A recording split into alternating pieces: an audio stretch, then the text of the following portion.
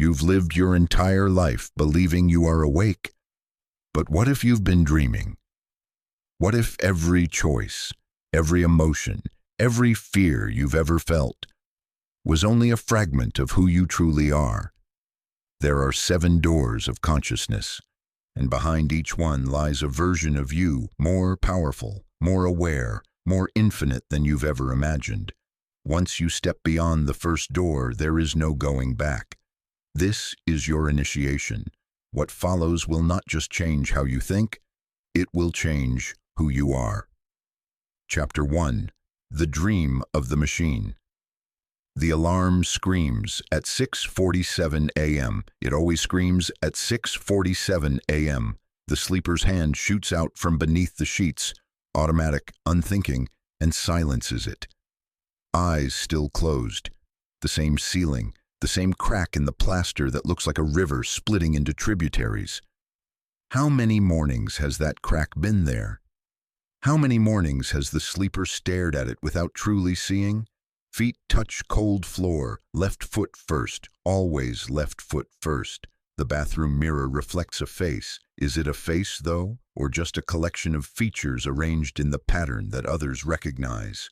The sleeper brushes teeth, up, down, circular motions on the molars, while the mind runs its morning program. Today's meetings, yesterday's regrets, the bills due Friday, the conversation that should have gone differently 3 years ago. Coffee, black. 2 suds of artificial sweetener because real sugar is dangerous, they say. Who are they? The sleeper doesn't know, but their voice echoes in every decision. The commute is a river of metal and glass. The sleeper sits in the same seat on the same train, surrounded by the same faces wearing different arrangements of the same expression, vacant, waiting, elsewhere. A woman across the aisle scrolls through her phone with a thumb moving in perfect rhythm. Swipe, pause, like a metronome counting down to nothing.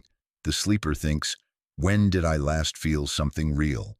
But the thought dissolves before it can take root, replaced by worry about the presentation at 10:30, the lunch that needs to be efficient, the emails that multiply like bacteria in a petri dish. Work is a fluorescent cathedral of productivity, keyboards clicking like rain, voices speaking in compressed sentences. Circle back, touch base, move the needle. The sleeper speaks these phrases too, mouth-forming words that mean everything and nothing. The language of the machine. Lunch at the desk. A sandwich that tastes like concept of food rather than food itself. Afternoon blurs into evening. The train home. Same seat, same woman, now scrolling with her other hand. But the rhythm unchanged. Dinner, alone. Television speaking to an empty room. The sleeper eats without tasting, watches without seeing. A show about people pretending to be other people, and somehow, this is entertainment. 9:47 p.m., teeth brushed. Alarm set for 6:47 a.m. Lying in bed, the sleeper stares at the ceiling crack and thinks, no, almost thinks, that this cannot be all there is. But the thought is too heavy, too dangerous, so it sinks back into the dark water of almost consciousness.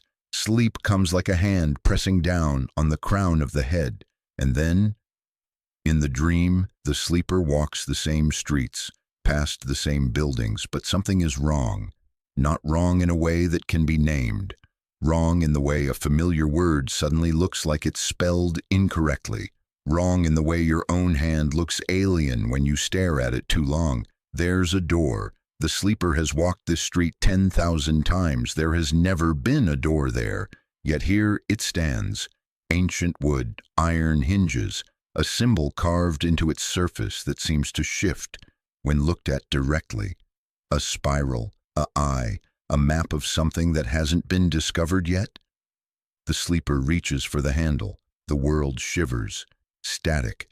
Everything becomes static. The buildings, the sky, the ground beneath, suddenly revealed to be projection, simulation, construction. For one impossible moment, the sleeper sees the scaffolding behind reality, ones and zeros, patterns repeating, the same loop playing forward and backward and forward again. This is not real. The thought arrives fully formed, carrying with it the weight of absolute certainty and absolute terror. None of this has ever been real. The sleeper's hand touches the door handle, electric shock of recognition, and wakes gasping in bed, heart hammering, sheets soaked with sweat. The ceiling crack stares down like an accusing eye. The clock reads 3:33 a.m., always 3:33 a.m. when the dreams break through.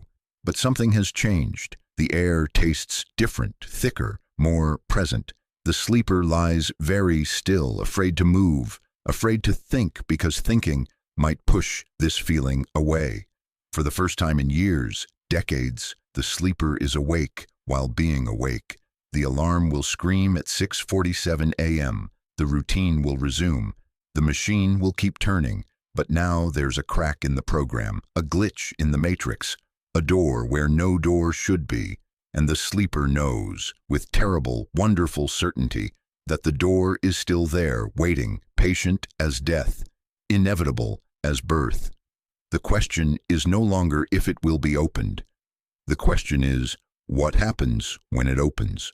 What happens to the machine when the sleeper finally wakes? Chapter 2. The Whisper Beneath the Noise. The days after the dream are different, not in ways anyone else would notice. The sleeper still catches the train, sits in the same seat, speaks the language of productivity, but beneath the surface of scheduled meetings and efficient lunches, something is stirring, a voice. Not a voice exactly, more like the memory of a voice, or the feeling that a voice is about to speak. It lives in the spaces between thoughts, in the pause between heartbeats, in the silence that fills the room when the television is turned off. The sleeper first notices it during the morning commute. The train rocks through darkness between stations, and in that darkness, in that rocking rhythm, there it is. You are not this. The sleeper's head snaps up. Did someone speak? But the other passengers sit in their usual coma of commuting, faces buried in phones, eyes focused on middle distance, mouths slack. You are not this routine, this role, this repetition. The voice again, closer now, coming from inside the skull, behind the eyes, beneath the everyday thinking mind. At work, the sleeper sits through a meeting about quarterly projections, numbers on a screen, voices discussing growth, optimization, synergy, the usual words. But underneath the words, beneath the performance of engagement, the voice whispers, "Look at them. Look how they've forgotten." The sleeper looks, really looks, perhaps for the first time, sees the masks everyone wears, masks of confidence, competence, control, sees how their mouths move, but their eyes remain distant, unfocused, as if the real person lives somewhere far behind the face. "Don't you think?" someone asks, and the sleeper realizes the question was directed at them, that everyone is waiting for a response. "Yes," the sleeper says, having no idea what they're agreeing to. "Absolutely," nods around the table. The meeting continues. The voice laughs, not cruel, but sad, infinitely sad. "You don't even know what you agreed to. You never do."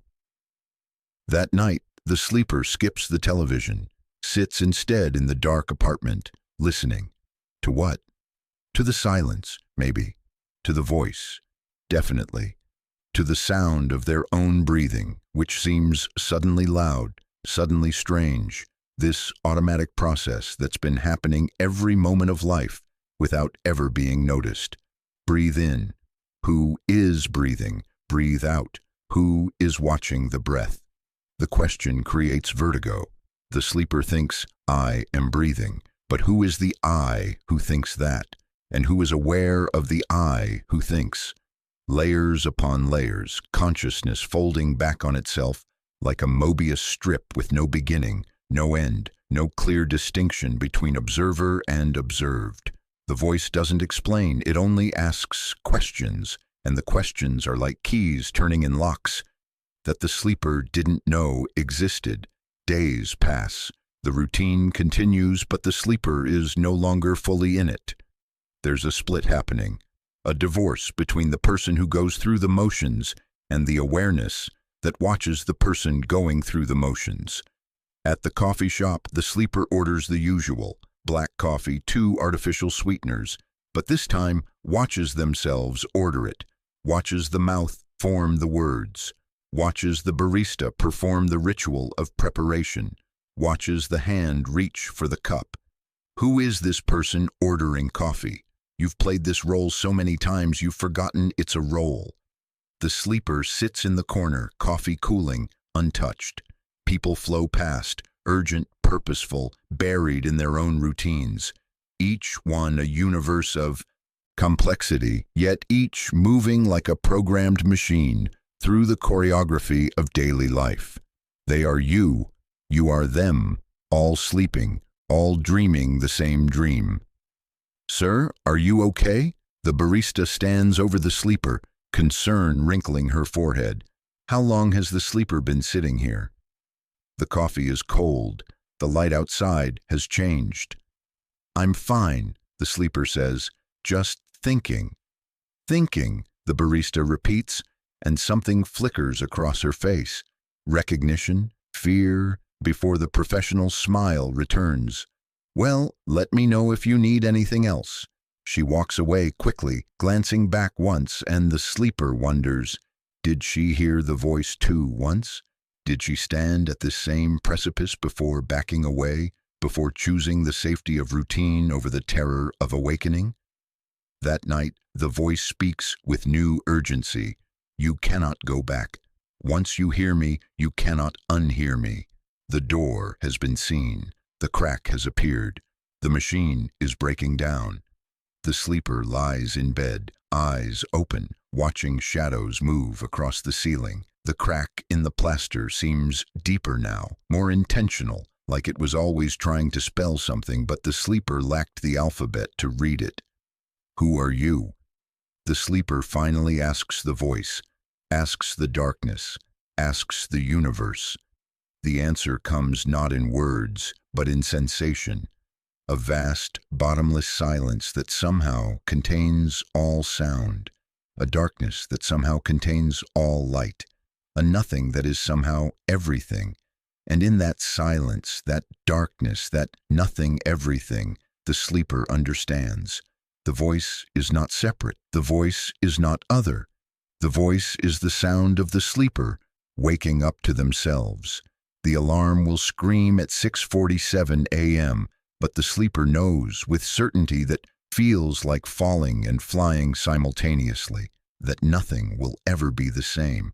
The machine is breaking, the sleeper is stirring, and the voice is just beginning to speak. Chapter 3, Breaking the Mirror. The sleeper stands before the bathroom mirror at 2:17 a.m., hands gripping the edge of the sink until knuckles turn white. This face, these eyes, this arrangement of features that driver's licenses and passports claim is an identity. Who is looking? The voice asks, and this time the sleeper doesn't flinch. This time the sleeper looks, really looks. Past the surface reflection, past the familiar stranger in the glass, into the eyes that stare back with something approaching desperation. Who is looking at whom? The bathroom light flickers, old wiring, nothing supernatural, but in that flicker the sleeper sees it. The performance, the carefully constructed persona that wakes up, brushes teeth, goes to work, speaks appropriate words, maintains appropriate expressions. The machine that learned to mimic being human so well, it forgot it was mimicking. I am, the sleeper starts to say, but the words dissolve. Name, that's just a sound parents made. Job title, that's just a role accepted. History, that's just a story told so many times it hardened into truth. Then who are you beneath the story? Terror rises like tide water, because if I'm not my name, not my job, not my history, not my thoughts, not even the voice asking these questions, then what remains? The sleeper's breathing accelerates, heart hammering. The bathroom walls seem to contract, expand, contract again, breathing with malevolent life. Don't run from this. Look, keep looking. In the mirror, the sleeper's face begins to fragment. Not literally, the nose stays nose-shaped. The mouth remains a mouth. But something behind the face starts to separate, like watching an actor drop character mid-scene, like seeing a puppet and its strings simultaneously. There's the face-performing concerned person having a late-night bathroom crisis, and there's something watching the face perform. 2 things. No, 3 things. No. The counting itself is another mask, another attempt to grasp and contain and make sense of something that exists before sense, beyond sense, outside the territory where sense has jurisdiction. Let go. Let go of what? The sleeper whispers to the mirror, to the voice, to the void that's opening up behind consciousness, like a trapdoor in a stage. Everything you think you are. The terror peaks. The sleeper's vision blurs. The bathroom spins. This is it. The breakdown, the crack-up, the moment when holding on to sanity becomes impossible. This is when the sleeper will split apart, shatter, scatter into fragments that can never be reassembled. But then, in the center of the terror, a stillness. In the heart of the shattering, a silence. In the midst of losing everything, a strange and terrible peace. The sleeper stops fighting, stops grasping, stops trying to hold the self together with threads of identity and story and accumulated meaning, just stops. And in that stopping, the mirror shows something else. Not the reflection, not the face, not the person who has been living this life, but awareness itself. Pure, naked, undefined. Consciousness without content. The space in which all experience arises and dissolves and arises again. The sleeper, no, not the sleeper anymore, because that was always just another character, another mask. This awareness looks through eyes that suddenly seem like windows rather than cameras. This is what you are, not the person in the mirror, not the thoughts commenting on the person, not even the awareness of being aware, but the space in which all of this appears. Time stops being linear. The bathroom exists in all moments simultaneously, brand new and ancient, solid and transparent, real and utterly constructed. And the funny thing, the cosmically absurd thing, is that nothing has changed.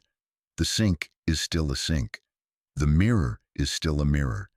The crack in the ceiling still looks like branching tributaries, but everything is also completely, fundamentally, impossibly different, because the one who was trapped in the prison of self has realized there is no prison, there never was. The bars were made of thought, and thoughts are just weather patterns moving through the sky of consciousness.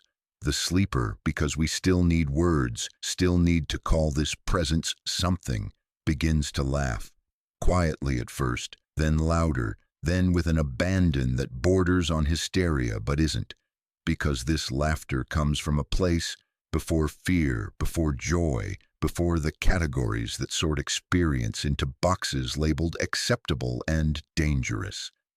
This is the laughter of recognition, the laughter of someone who's been searching everywhere for keys and realizes the door was never locked.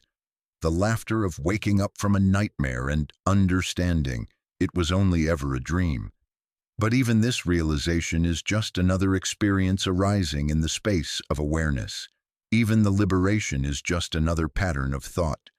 The true freedom is in recognizing that whatever arises, terror, peace, confusion, clarity, all of it appears in the same undisturbed emptiness. The observer observing the observer observing the observer. The infinite regression that used to create vertigo now reveals itself as play, consciousness exploring itself through the elaborate game of pretending to be separate, pretending to be lost, pretending to search for what it has always been. The sleeper returns to bed as dawn approaches.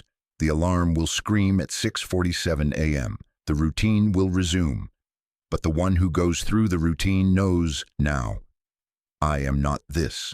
I am the space in which this appears. The machine continues running, but the ghost has left the machine. What remains is harder to name, impossible to grasp, utterly obvious, and completely free. Chapter 4. The Garden of Forgotten Faces. There is a garden at the edge of consciousness, where everyone goes but no one remembers visiting. The sleeper finds it during the afternoon commute, one moment sitting on the train watching tunnels blur past, the next moment without transition, without journey, standing in a garden of impossible geometry, paths that circle back on themselves while moving forward, trees growing downward into sky, flowers blooming with faces instead of petals, not grotesque, not beautiful, simply faces, thousands of them, maybe millions. Each one a mask the sleeper has worn or could have worn or is wearing simultaneously in parallel dimensions of possibility. There, the face of successful professional, confident smile, sharp suit, eyes that don't quite reach the edges when laughing. Here, the face of devoted child, eager to please, quick to apologize, carrying invisible weight of others' expectations. Further down the path, the romantic, the cynic, the comedian, the sage, the victim, the hero, the rebel, the conformist, each face perfect in its construction, each mask fitting so precisely that wearing it makes you forget you're wearing anything at all. Welcome, the garden whispers in a voice made of wind through leaves. Welcome to the gallery of your thousand selves. The sleeper walks the paths, recognizing each face with shock of intimacy. How many hours, days, years spent wearing these masks? How much energy devoted to maintaining them, polishing them, making sure they fit correctly for each occasion? Birthday parties require one face. Funerals demand another. Job interviews, first dates, family dinners, lonely nights, each situation triggering an automatic response, a predetermined performance, a mask rising to meet the moment. But who chose these masks? The sleeper stops before a face radiating confidence, the one worn during presentations, during moments when appearing uncertain would be dangerous, reaches out to touch it. The surface is smooth, cool, completely convincing. Try it on, the garden suggests. The sleeper lifts the mask, holds it before their face. Immediately the transformation. Shoulders straighten, voice deepens, thoughts align into patterns of authority and control. The world becomes simpler, clearer, more manageable. Problems have solutions. Questions have answers. Doubt is an enemy to be conquered. It feels good. It feels safe. It feels like strength. Now take it off, harder than putting it on. The mask has already begun bonding to skin, sending roots into brain, adjusting neural pathways to support its illusion. Taking it off requires force, requires willingness to feel naked, exposed, vulnerable. But the sleeper pulls, and the mask releases with sound like tearing fabric. Beneath the confidence, uncertainty. Beneath the certainty, questions. Beneath the strength, a trembling child who has no idea what they're doing and fears, always fears, being discovered as fraud. Every mask hides another mask, the garden explains. Peel them all away, and what remains? The sleeper moves through the garden, examining faces. Some are so old they've fossilized. Masks from childhood, masks from first heartbreak, masks from moments of triumph and disaster. Others are new, freshly molded, still drying in the sun of the present moment. In the center of the garden stands a mirror, not like the bathroom mirror. This one is older, deeper, made of something other than glass. The sleeper approaches with steps that echo across impossible distances, looks into the mirror, sees nothing, not blackness, not blankness, not absence, but no face, no reflection, no image at all, just the presence of seeing itself, awareness looking at awareness, with no object to observe, no subject to identify as me. This is the face beneath all faces, the mask beneath all masks, the truth so obvious it's invisible. The sleeper stands before the empty mirror, and for the first time since this journey began, feels something close to peace. Not the peace of achievement or resolution, the peace of ending the war, the peace of stopping the endless effort to be someone, become something, maintain some image of self. A sound rises from somewhere, maybe from the garden, maybe from the sleeper's own chest, like laughter and crying merged, like every emotion compressed into a single note that contains all notes. The garden begins to fade, or not fade. The sleeper begins to return, back to the train, back to the routine, back to the world where faces are required, where masks are currency, where pretending to be someone is the price of participation. But something has changed. The masks are still there. The faces can still be worn. But now there's knowledge. They're optional. Costumes for the play, not the player. Tools for navigation, not testimony to truth. Close your eyes, the voice says, gentle now, almost tender. The sleeper closes eyes. Breathe. The sleeper breathes, in, out, in, and in the breathing finds that space of awareness, that stillness beneath motion, that silence beneath sound. Who are you beneath your name, beneath your story, beneath every face you've ever worn? The answer arrives not in words, but in recognition.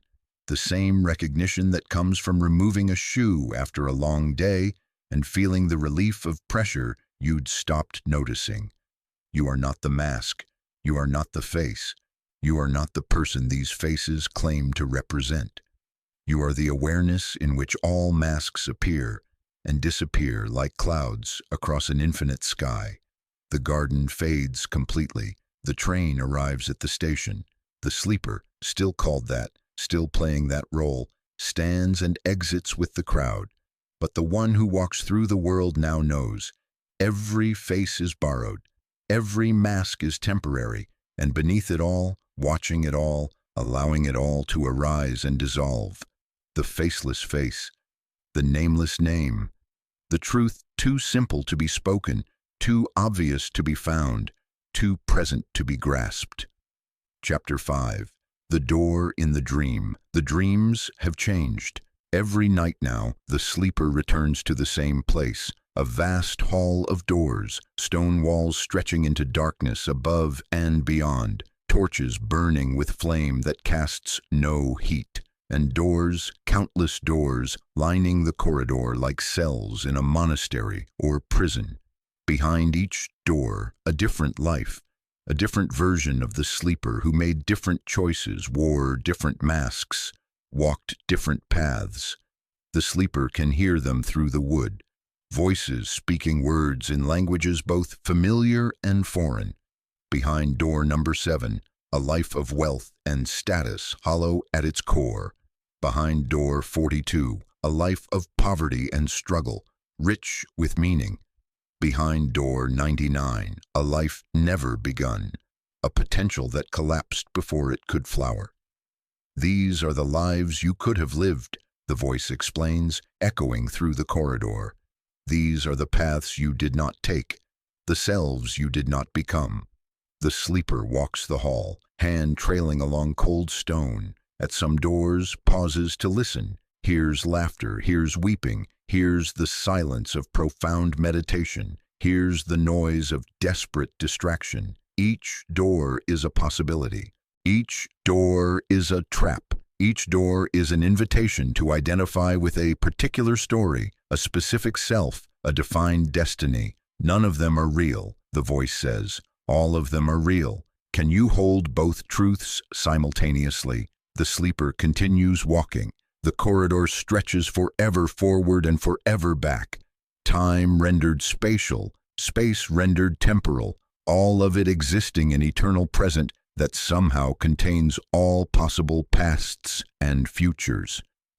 At the end of the hall, though there is no end, though the hall is infinite, stands a different kind of door. This door, the sleeper recognizes the ancient wood, the iron hinges, the symbol carved into its surface that shifts between forms, spiral, eye, map, mirror, mandala, labyrinth, the same door from the first dream, from the street that has no door, from the glitch in the program. This door does not lead to another life, another possibility, another mask. This door leads elsewhere, elsewhen, elsewhat. The sleeper's hand reaches for the handle, trembling now because this is it. This is the moment the whole journey has been building toward. Touch this handle and there's no returning. Open this door and the world as it was understood will end. Are you ready? The voice asks, and for the first time sounds uncertain, as if even the voice, which has guided and questioned and pushed toward this moment, doesn't know what lies beyond. Ready for what? The sleeper whispers. To see what you really are, to know what you've always been, to remember what you've spent lifetimes forgetting. The sleeper's fingers close around the handle, metal cold against skin, heart thundering, breath shallow, every cell vibrating with anticipation and terror, and something else, something that feels like recognition, like homecoming, like the moment before a joke's punchline when you suddenly understand but haven't yet laughed. What happens, the sleeper asks, when I open this door? The voice doesn't answer immediately. When it does, it speaks with weight of ages, with sadness and joy merged into single resonance. Everything you think you are will die, and everything you actually are will be revealed. The sleeper will end.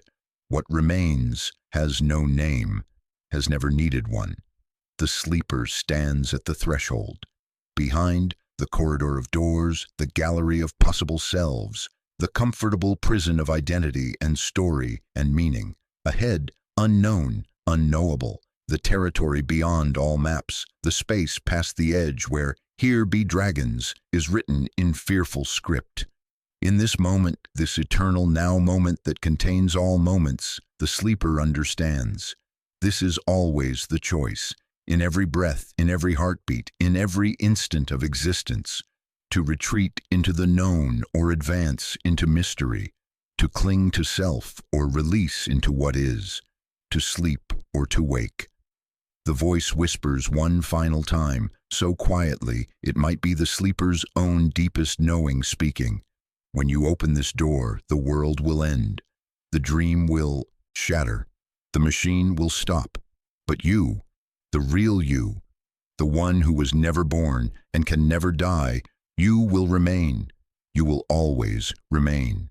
Because you are the space in which worlds end and begin, in which dreams shatter and form, in which machines start and stop. You are the eternal witness, the deathless awareness, the infinite consciousness playing the finite game. The sleeper turns the handle. The door begins to open. Light, not visible light, but light that contains and transcends all possibility of vision, streams through the widening crack. And in that light, the dream doesn't end. It transforms. The sleeper doesn't disappear. The role remains, but the identification with it dissolves like sugar in water. The world continues spinning, but the one who was trapped in the world realizes, I am not in the world. The world is in me. The door swings wide, and what was asleep finally begins to wake. Chapter 6. The Desert of Reflection. The door closes behind with sound like universe exhaling. The sleeper stands in a desert of white sand that stretches to horizons that curve impossibly upward, as if the world has been turned inside out. No sun overhead, yet light comes from everywhere and nowhere. the sand itself glowing with pale luminescence that casts no shadows. This is the place after awakening. This is the landscape of ego death. This is where the story ends and something else, something wordless and ancient, begins its slow emergence. The sleeper takes a step. The sand shifts beneath feet, with whisper-like voices speaking backward. Another step. The whisper grows louder, resolves into words. I am a good person. I am a bad person. I am successful. I am a failure. I am loved. I am alone. All the identities, all the masks from the garden, now scattered across this desert like shells abandoned by the tide. The sleeper bends down, picks up a fragment, translucent, crystalline, still holding faint echo of the confident professional, and watches it dissolve into dust between fingers. These were never you, the voice says, but it sounds different now, thinner, more distant, as if the voice itself is dissolving, its work nearly complete. These were costumes for a play you forgot you were performing. The sleeper walks, hours, days. Time has lost its conventional meaning in this place. The desert reveals no landmarks, no points of reference, just endless expanse of white and the occasional glitter of identity fragments, catching light as they emerge from sand and disappear back into it. Thirst arrives. Not physical thirst. There is no body here, not really, or the body is everywhere and nowhere simultaneously, but thirst of soul, craving for something solid to grasp, some story to inhabit, some self to be. Who am I if I'm not my achievements, not my failures, not my relationships, my history, my carefully accumulated sense of meaning? The question echoes across the desert, and the desert answers with silence so profound it becomes its own kind of sound, the roar of emptiness, the thunder of void. The sleeper falls to knees, or thinks the thought of falling, which in this place amounts to same thing. Hands dig into sand, seeking something solid, something real. But the sand flows like water, like time, like thoughts themselves. Impossible to grasp, impossible to hold. This is the desert of reflection. The voice whispers from very far away. This is where seekers come to understand. The self they were seeking never existed. The person they were trying to perfect was always just a story, and stories are made of words, and words are made of air, and air cannot be held. But this understanding brings no comfort, not yet. Because knowing intellectually that the ego is illusion and feeling the actual dissolution of that ego are different creatures entirely. One is philosophy, the other is death. The sleeper screams, a sound that should disturb the perfect stillness of the desert, but instead is absorbed by it, becomes part of it, as if the desert were made of all the screams of all the seekers who have ever crossed this threshold. And then, in the wake of the scream, something shifts. A figure appears in the distance, walking toward the sleeper with gait that seems familiar. As it approaches, the sleeper sees it's another version of themselves, younger, the person they were before the door, before the awakening, before the voice began its relentless questioning. You destroyed everything, the younger self says, and its voice carries accusation and grief. We had a life. We had an identity. We knew who we were. And you tore it all down. The sleeper wants to respond, to defend, to explain. But what explanation suffices? The younger self is right. Something was destroyed. Some certainty was shattered. Some comfortable fiction was revealed as fiction. Was it worth it? The younger self asks. This emptiness, this not knowing, this endless desert. The sleeper opens mouth to answer, and realizes there is no answer, not yet.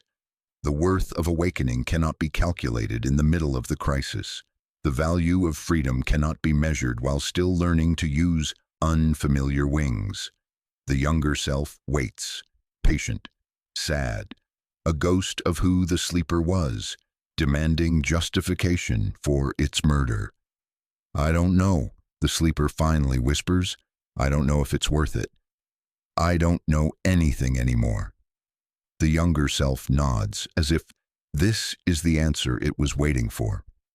"Good," it says. "Not knowing is where the real journey begins.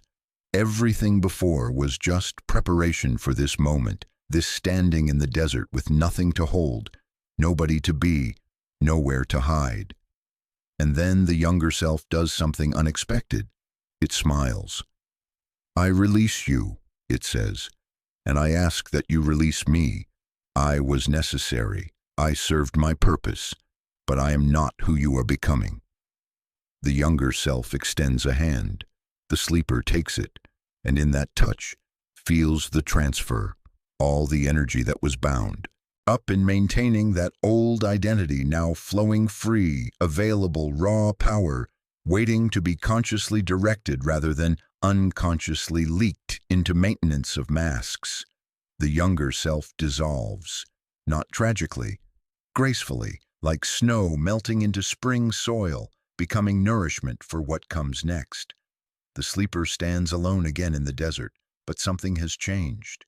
The emptiness feels less terrifying now, less like loss and more like potential, less like ending and more like clearing, the blank canvas before creation, the silence before music, the void that is pregnant with all possibility. In the distance, impossibly far yet somehow very close, the sleeper sees water, a river cutting through the desert, dark and deep and moving with purpose. The voice returns, stronger now, as if it had only retreated to give space for this necessary encounter. The desert teaches emptiness. The river teaches what fills the emptiness.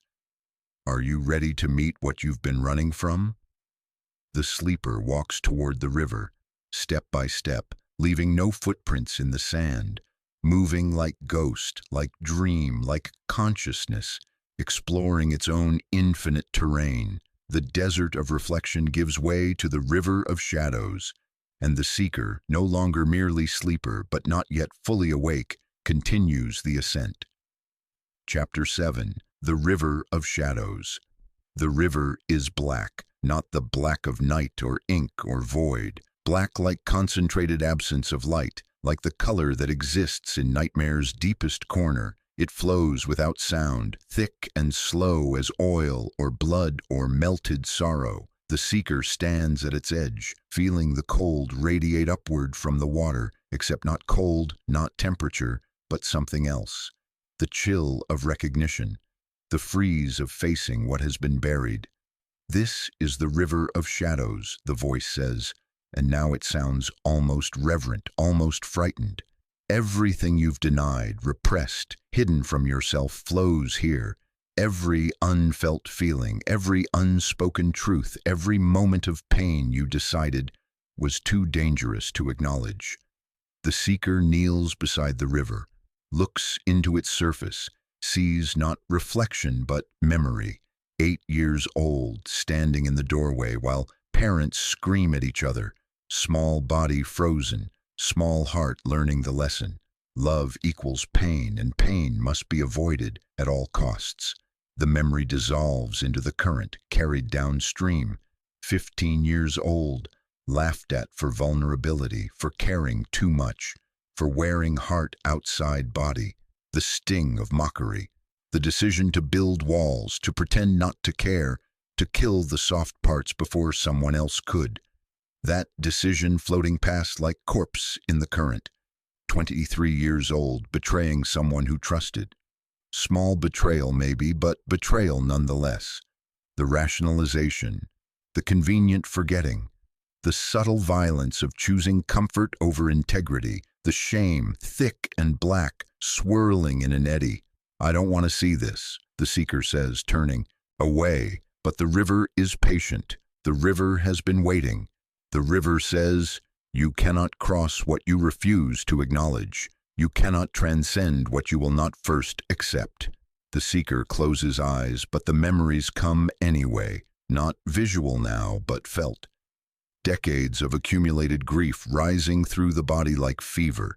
Decades of unprocessed anger turning in the gut like broken glass. Decades of guilt whispering its accusations with tongue made of ice and acid. Everyone you hurt, every way you hurt, every time you chose fear over love, safety over truth, comfort over courage. Stop, the seeker pleads. Every time you abandoned yourself, every time you silenced your own voice, every time you betrayed your own knowing to fit into systems that demanded your smallness. Stop.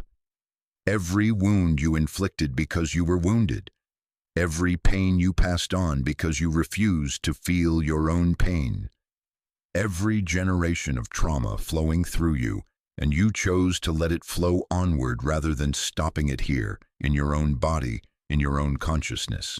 The seeker collapses beside the river body, or what passes for body in this realm, shaking with sobs that come from somewhere beyond this lifetime, beyond this identity, beyond the small self that thought it could keep these shadows at bay through spiritual bypassing and positive thinking and the endless performance of having it together. The river rises, not literally, the water stays in its banks, but the shadow substance of it reaches up like hands, like tentacles, like the long suppressed aspects of self demanding their due, reaches up and touches the seeker's chest. The sensation is agony, pure, undiluted agony, every pain ever unfelt now demanding to be felt, every tear ever swallowed now demanding to be cried, every scream ever stifled now demanding to be released. And the seeker lets it happen, because there is no other choice, because the door has been opened and there is no closing it, because awakening is not the arrival at permanent bliss, but the willingness to feel everything, the light and the dark, the beauty and the horror, the sacred and the profane. The shadows enter, through chest, through throat, through every cell and every pore, and they are not enemies. That's the revelation. They are not evil or wrong or evidence of failure. They are simply the parts of self that were exiled, and exiled parts always return, always knock at the door, always demand integration. Feel me, says the anger, not the small reactive anger of daily irritation, but the ancient righteous anger at being told to be less, to shrink, to accommodate, to make peace with being crushed. Feel me, says the grief of lost potentials, abandoned dreams, deaths of people and possibilities, the grief of existing in a world that breaks beautiful things. Feel me, says the shame, the deep, wordless knowing of unworthiness that was imprinted before language, before memory, before the ego existed to defend against it.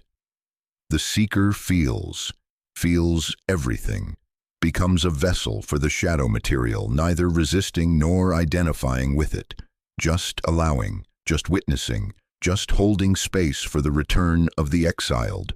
Time becomes elastic. The seeker might be at the river's edge for seconds or centuries, might be processing lifetime of shadow in a single moment, or single moment of shadow expanded across lifetimes. But gradually, so gradually it's almost imperceptible, something shifts.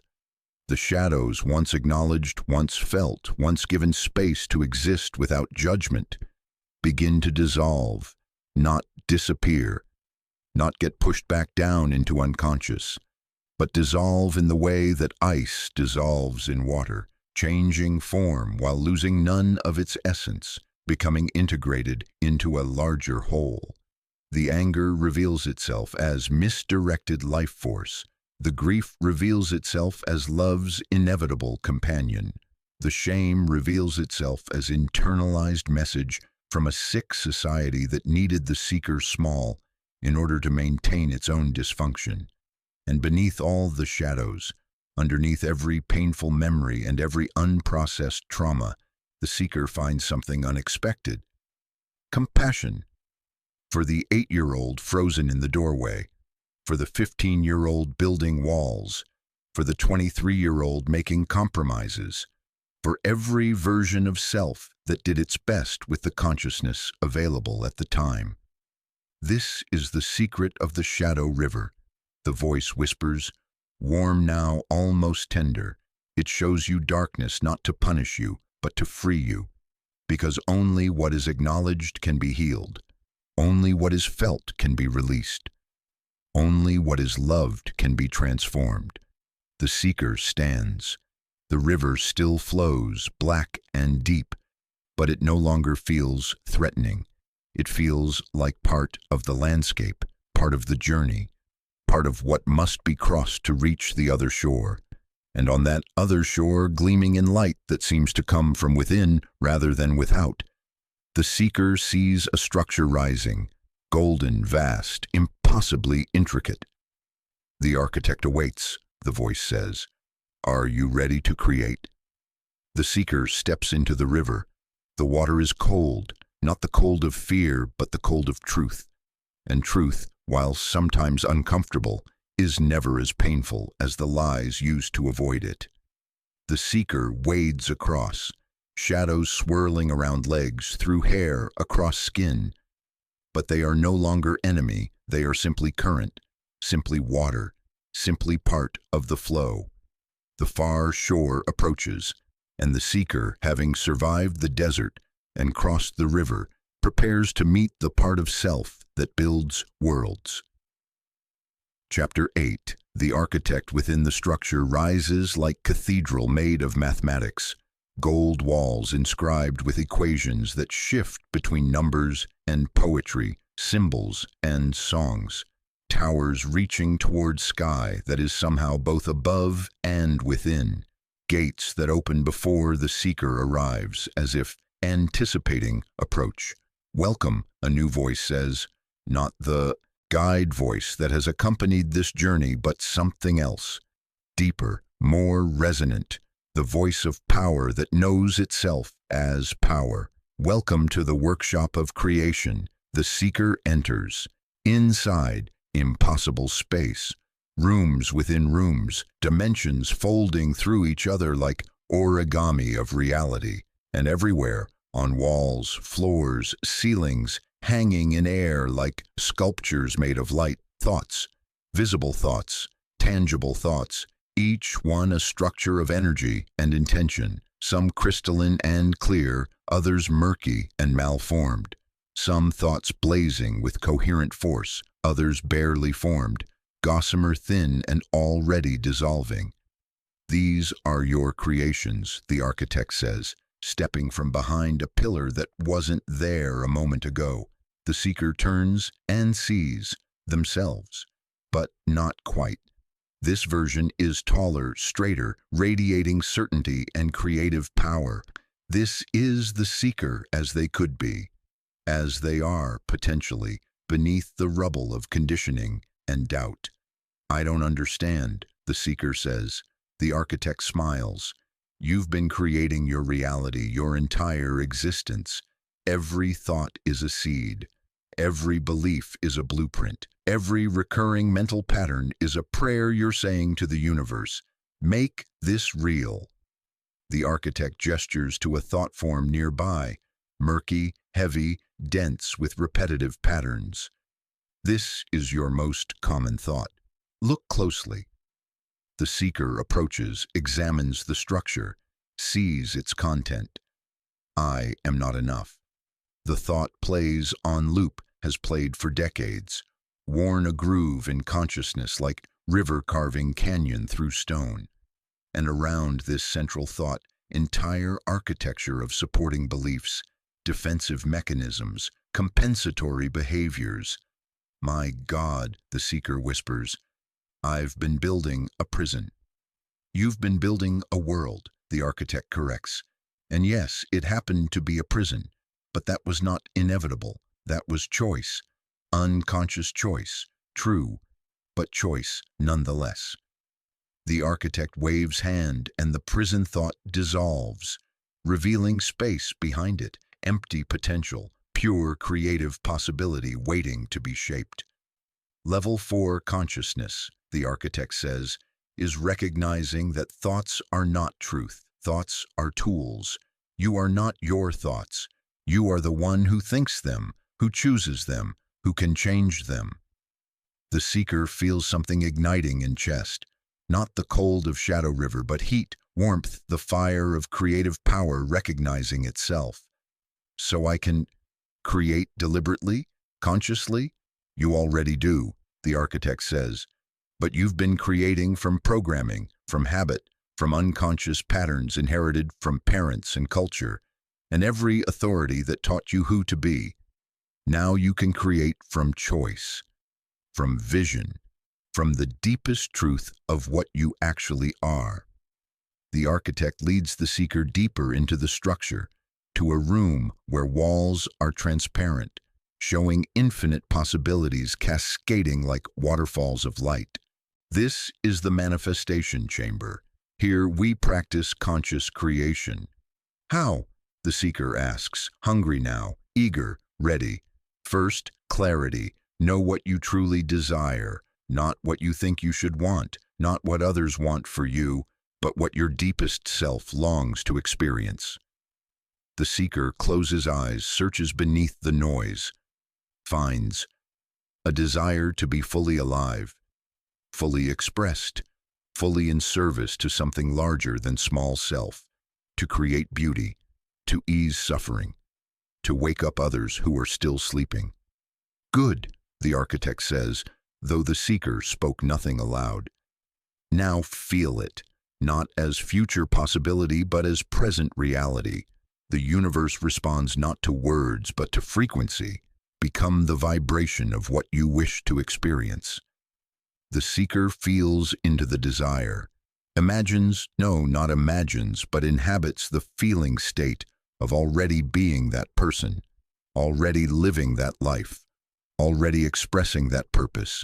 The feeling builds, warm and golden, spreading through the body of consciousness like sunrise spreading across landscape. Now, release attachment to form. This is critical. You can choose the frequency, but not always the specific manifestation. The universe is more creative than ego. Trust it to deliver what you need in ways you cannot predict. The seeker exhales, feeling the letting go. The desire remains, but grasping dissolves. Want transforms into allowing. Need transforms into openness. Finally, align your actions. Creation is not passive. Energy follows intention, but intention must be followed by aligned behavior. Think of it as a marriage between inner vision and outer action. The seeker nods, understanding, blooming like flower in time lapse. So consciousness creates reality, but I must participate in the creation through deliberate choice and action. Exactly, the architect says. You are not victim of circumstances. You are artist of experience, co-creator with the infinite. Your life is not happening to you. It is happening through you, as you, by you. The golden walls pulse with this truth. The seeker feels it resonating at cellular level, rewriting code, upgrading operating system from passive to active, from effect to cause, from puppet to puppeteer who realizes, I am also the puppet, also the stage, also the audience, also the story being told. There is one danger, the architect warns, voice turning serious. Power without wisdom becomes tyranny. Creation without compassion becomes manipulation. Never use this understanding to bypass the shadows, to control others, or to inflate the ego you've worked so hard to see through. Then how do I use it? The seeker asks. The architect smiles. In service, always in service, to your own evolution, yes, but ultimately to the evolution of all consciousness. You are individual wave learning, it is also ocean. Use your creative power to help other waves remember the same. The golden cathedral begins to fade, or rather, the seeker begins to absorb. It, the walls and rooms and infinite possibility all collapsing back into the consciousness that projected them in the first place. The architect was never separate from you, the original guide voice says, returning now. This was always your own power, seen from different angle. Can you hold this knowing without letting it consume you? The seeker stands in what is no longer cathedral but simply space, neutral, potential-filled, waiting for conscious direction. I can try, the seeker says. That is all that's asked, the voice replies. Now comes the library. Now comes choice upon choice upon choice. Now comes the responsibility that is the twin of freedom. The seeker takes a breath, and in that breath the entire journey so far is contained. The desert, the river, the architect, all integrated into a consciousness that is beginning, finally, to know itself as creator.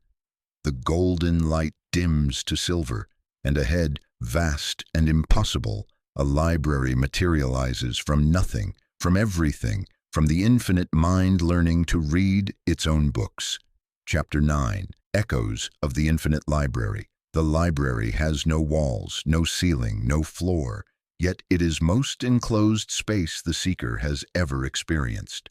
Books float in darkness like stars in void, each one glowing with soft light that pulses in rhythm with what? Heartbeat? Breath? The underlying frequency of existence itself? Every book here, the voice says, is a life. Your life. Every choice you could have made, every path you could have taken, every version of you that exists in the field of infinite possibility. The seeker reaches out, pulls a book from its suspended orbit. The cover is warm, alive, humming with potential, opens it and sees a life where the door was never opened, where the voice was ignored, suppressed, medicated into silence, where the sleeper remained asleep, lived and died without ever questioning the dream. A comfortable life in its way, safe, predictable, dead at the core but unaware of its own deadness.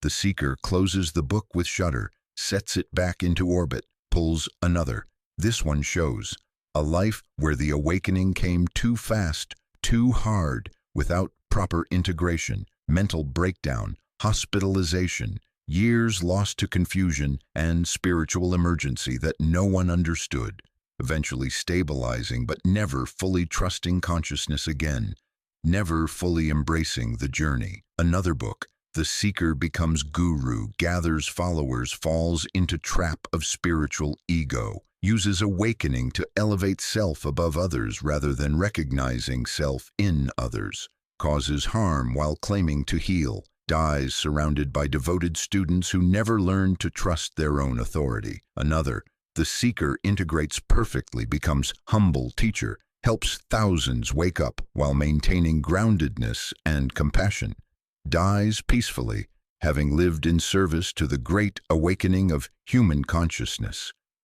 Which one is real? The seeker asks. All of them. None of them.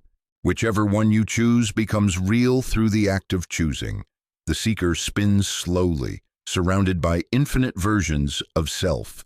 Some books pulsing brightly, probable futures, likely paths. Others dim, possible but improbable without significant shift. Some so far out they're barely visible. The wildly improbable that remains technically possible. This is too much, the seeker says.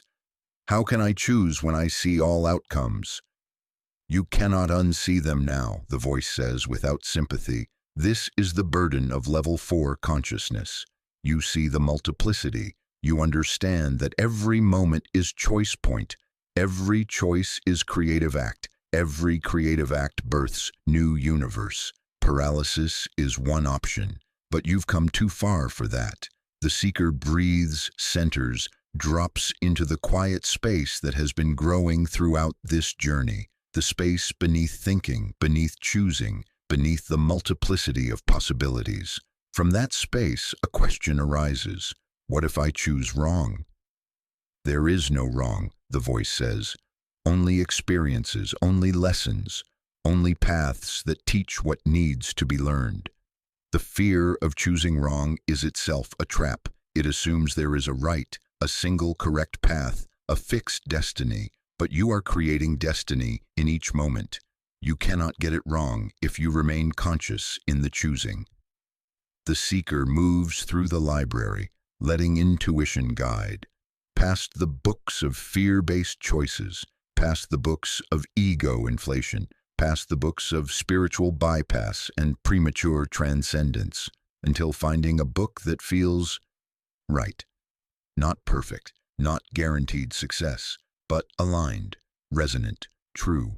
Opens it and sees a life of continued awakening with setbacks and breakthroughs, a life of service balanced with self-care, a life of teaching by example rather than proclamation, relationships deep and real, work that matters, mistakes made and learned from, an ordinary life in many ways, but lived from the inside out rather than outside in, lived from consciousness rather than conditioning. This one, the seeker says, I choose this one. Then let us write it together, the voice says. The book expands, grows, becomes room within the library. The seeker steps inside and finds a desk, a chair, a pen made of light, paper that smells like possibility.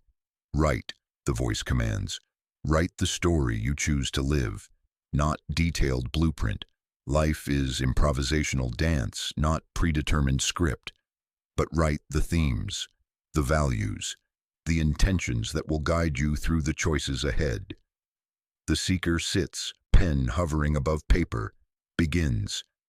I choose consciousness over comfort. I choose growth over stagnation. I choose love over fear, though fear will visit often, and that's okay. I choose service over self-aggrandizement. I choose authenticity over performance, even when authenticity is messy and imperfect.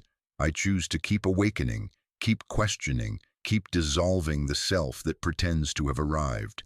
I choose humility in the face of mystery. I choose curiosity over certainty. I choose to honor both the human and the divine in myself and others. I choose integration over transcendence. I choose embodiment over escapism. I choose to create consciously while surrendering control. I choose to be both architect and instrument, both author and character, both dreamer and dream. The words flow, each one lighting up as written, becoming law in personal universe, becoming code in the program of conscious creation. Not rigid law, more like guiding principles, north stars by which to navigate when lost in the chaos of becoming. When finished, the seeker sets down the pen. The paper glows, then dissolves, the words absorbed into consciousness itself, written now not on external page, but on the very fabric of being. The library begins to fade, or not fade, but simplify. The infinite books coalescing into single understanding. All possible lives exist in potential, but only one unfolds in time, and that unfolding is made of choices, and choices are made from consciousness, and consciousness is what the seeker is learning to navigate with increasing skill and decreasing fear. The library was never about seeing all possibilities, the seeker realizes. It was about understanding that I am the author. That authorship is both freedom and burden. Yes, the voice confirms. And now you must accept the heaviest burden of all, the burden of being responsible for your own energy, your own creations, your own impact on the field of consciousness that we all share. The library dissolves completely. The seeker stands in simple space. No architecture, no props, no symbolic structures, just awareness. Just presence, just the raw fact of being. What now? The seeker asks. Now comes the key, the voice says. Now comes the test. Now comes the place where many seekers fall back into sleep, even after all they've learned.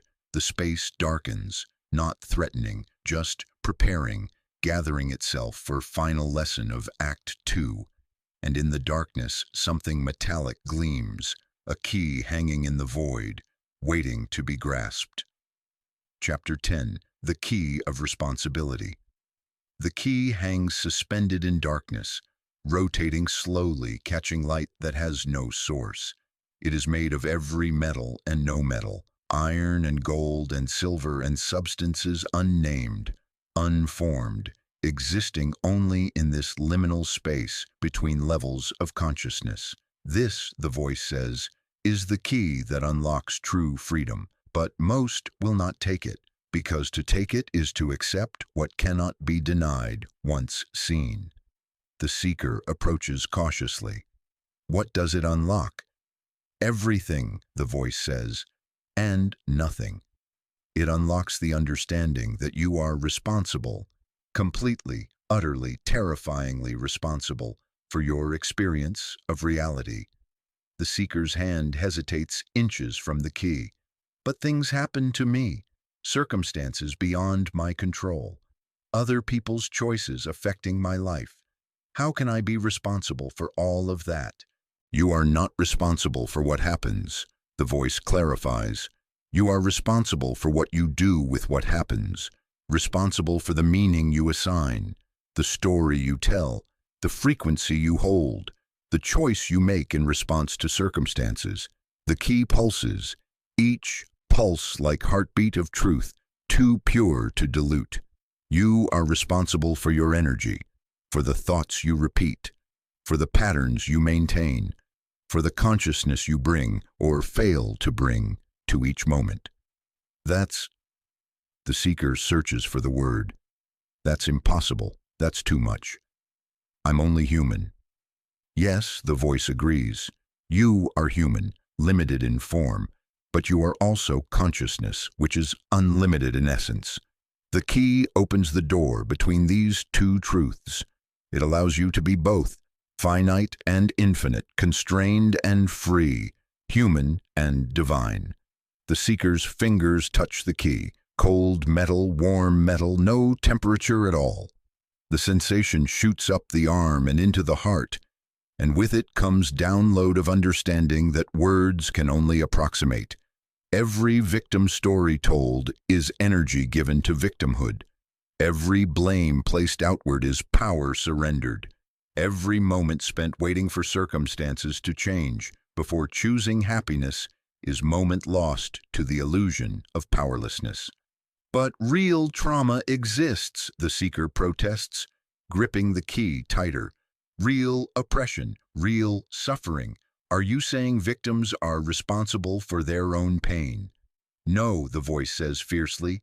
Pain happens. Trauma is real. Oppression is real. You are not responsible for being hurt, but you are responsible for your healing. You are responsible for whether you let hurt become identity or catalyst for transformation.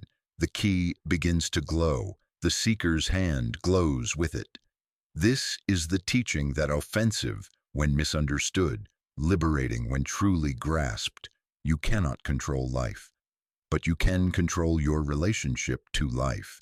You cannot control others, but you can control your own energy. You cannot control outcomes, but you can control the consciousness you bring to the pursuit of outcomes. The glow intensifies. The seeker feels something cracking open in the chest, the final shell of victimhood, the last refuge of ego that says, I am small, I am powerless. Life is happening to me. I am effect, not cause. The shell breaks, and what pours out is simultaneously terrifying and exhilarating. Power, responsibility, the recognition that yes, life is hard, yes, suffering exists, yes, unfairness is everywhere, and consciousness can meet all of it without being crushed by it. I am responsible, the seeker whispers, and the words taste like medicine, bitter and healing. Not for everything that happens, but for who I am in the face of what happens. Yes, the voice says, and now it sounds proud, relieved, as if the seeker has passed through door that many turn away from. This is freedom, real freedom. Not the freedom from difficulty, but freedom within difficulty. Not the freedom from circumstances, but freedom to choose your response to circumstances. The key fully activates.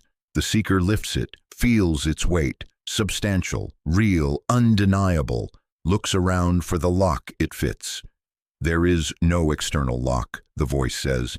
The key unlocks something internal, something you've kept locked since childhood, since the first time you learned that taking responsibility meant taking blame. The seeker holds the key to chest, feels it sink into the heart space, into the very center of being.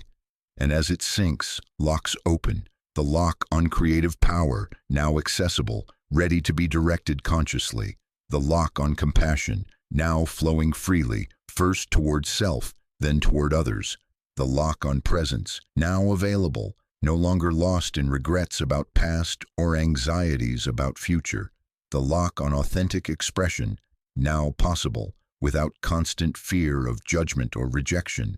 But with each lock opening, a weight arrives, because freedom and responsibility are two faces of same coin. To say I am free is to say I am responsible. To claim power is to accept that power must be wielded with wisdom, with care, with constant vigilance against its corruption. This is the ego's final test, the seeker realizes. Not whether I can transcend ego, but whether I can hold power without letting power hold me. Exactly, the voice confirms. Level 4, consciousness is not about becoming perfect. It's about becoming accountable. Accountable for your energy, your impact, your participation in the collective field. It's about understanding that you are not separate. Your consciousness affects the whole, and the whole consciousness affects you.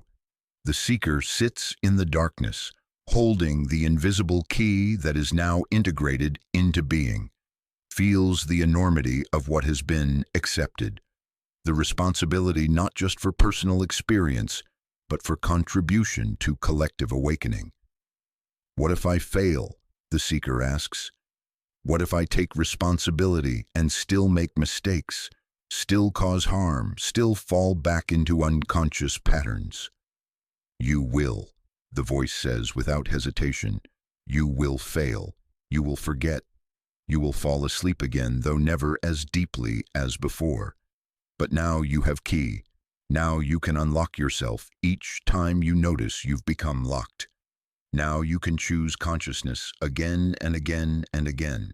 And that choosing, that constant return to responsibility, is the practice that transforms human into conduit for divine. The darkness begins to lighten, gradually, gently, like pre-dawn sky transitioning from night to day. The seeker stands, feeling different, not transcendent, not perfected, but solid, grounded, real in a way that feels both more human and more divine than ever before. Act 2 is complete, the voice says. You have descended through shadow, discovered your creative power, glimpsed infinite possibility, and accepted the key of responsibility. You are no longer merely seeker, you are becoming knower. But knowledge without love is tyranny. Knowledge without service is narcissism. Knowledge without humility is delusion. Then what comes next? The seeker, the knower, the being who is both and neither asks. The voice laughs, warm and mysterious. Next comes love. Next comes service. Next comes the union of all you've learned with all you've always been. Next comes Act 3. The dawn light grows stronger, and in that light, a path becomes visible, ascending, spiraling upward, leading toward heights that make everything before seem like preparation, like training wheels, like first words in language that is about to become poetry. The knower looks up, looks forward, looks inward, and finds readiness. The ascent continues. Chapter 11. The Mirror of All Things. The knower stands at the threshold of something vast, not a place, not a state, more like a frequency, a vibration that begins in the chest and expands outward, dissolving boundaries between self and other, between inner and outer, between the one who observes and the reality being observed. The landscape shifts, no longer desert or river or library, now everything, everywhere, all at once. A meadow that is also a city, that is also an ocean, that is also the space between atoms. The knower exists in all of it simultaneously, and all of it exists within the knower. Welcome to level 5, the voice says, but it no longer sounds like separate voice. It sounds like the knower's own deepest knowing, speaking to the surface mind that still thinks in terms of separation. Welcome to unity consciousness. A figure approaches across the Meadow City ocean void. As it comes closer, the knower sees. It is a homeless person, clothes tattered, face weathered by years of exposure and hardship. The knower's first impulse is compassion, that familiar feeling of the fortunate toward the unfortunate, the comfortable toward the suffering. But then the figure looks up, meets the knower's eyes, and the boundary dissolves. The knower sees not just the homeless person, but through them, into them, as them, sees the consciousness inhabiting that form, and recognizes it as the same consciousness inhabiting this form, the knower's form. Different circumstances, different choices, different karma, but same essence, same awareness, same divine spark, wearing different costume for different scene in the infinite play. The homeless person smiles. You see, they say, and their voice is the voice of the universe. You finally see.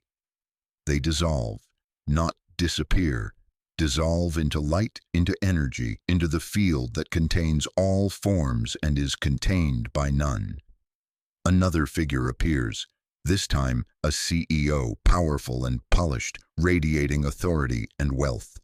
The knower looks into their eyes and sees the same consciousness, different mask, different role, different playground, but underneath, identical. The CEO laughs, recognizing the recognition, and dissolves into light. A child appears, an elder, a criminal, a saint, a tyrant, a healer. One after another, every type of human, every variation of the species parading past, and in each one the knower sees themselves, not metaphorically, not philosophically, but actually, truly, undeniably, the same awareness looking out through different eyes, playing different characters in the grand drama of existence. This is the mirror of all things, the voice explains. At this level, you see that separation is illusion. Useful illusion for the game of being human, but illusion nonetheless. You are not in the universe. You are the universe, experiencing itself through 7 billion unique perspectives. The parade continues, but now it's not just humans. Animals appear, dog, cat, bird, fish, insect, and in each one the knower sees the same consciousness, more dimmed perhaps, filtered through simpler nervous systems, but fundamentally identical. The awareness that looks through dog's eyes is the same awareness that looks through the knower's eyes. Plants appear, tree, flower, grass, fungus, and even here, even in these forms that seem so alien to human experience, there is consciousness. Different kind, different bandwidth, different mode of being, but conscious nonetheless. All of it part of the vast web of awareness that has been pretending to be separate, pretending to be many, so that it could experience the joy of discovering its unity. You are the tree, the voice says. You are the bird. You are the homeless person and the CEO and the child and the elder. You are Hitler and you are Gandhi. You are the virus and you are the healer. You are everything that has ever existed or will ever exist, because there is only one consciousness, appearing as many. The knower wants to protest. Surely there is good and evil. Surely there are distinctions that matter. Surely Hitler and Gandhi are not equivalent, but the protest dissolves before it can form, because at this level, beneath the level of moral judgment and ethical distinction, there is only consciousness exploring every possible permutation of being. The atrocities are real, the suffering is real, but the consciousness experiencing them is the same consciousness experiencing everything else. This is not excuse for harm. This is not bypass of ethics. This is simply seeing the truth, that you cannot hurt another without hurting yourself, because there is no other. You cannot save another without saving yourself, because there is no other. The separation that allows cruelty is the same separation that prevents full awakening. The figures stop appearing. The knower stands alone. But not alone, because aloneness is impossible when everything is you. Stands in perfect stillness, feeling the heartbeat of the universe, which is also the heartbeat in this chest. Feeling the breath of the cosmos, which is also the breath moving through these lungs. Above, the sky opens. Not literally, this is not a place where literal and metaphorical have clear distinction. The sky opens, and through it pours what? Not light, though it could be called light. Not love, though it could be called love.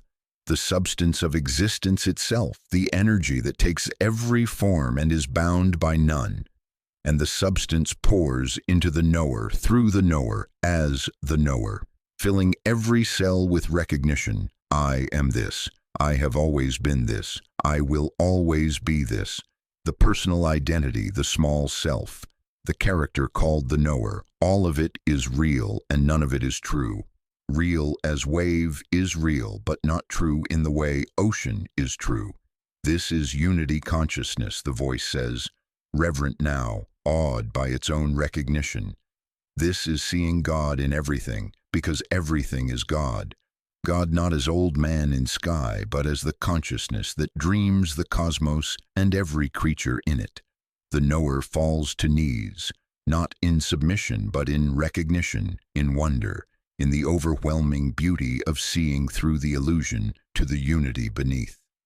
Tears flow, but they are not sad tears. They are tears of homecoming, of remembering what was always known but temporarily forgotten, of seeing with new eyes the truth that has been obvious since the beginning. Every person you meet is you in disguise. Every animal is you in another form. Every plant is you learning another way of being. Every object is you, consciousness so condensed it appears as matter.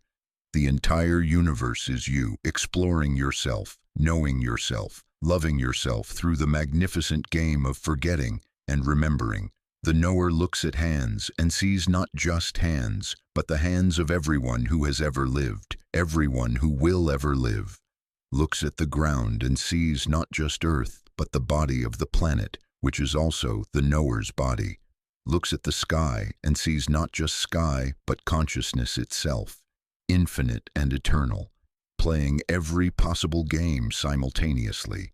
You are the mirror, the voice whispers, and everything you see is your reflection. The knower stands, transformed not in form, but in seeing. The journey continues, but now there is no one journeying. There is only the journey, knowing itself, loving itself, revealing itself to itself in endless variations.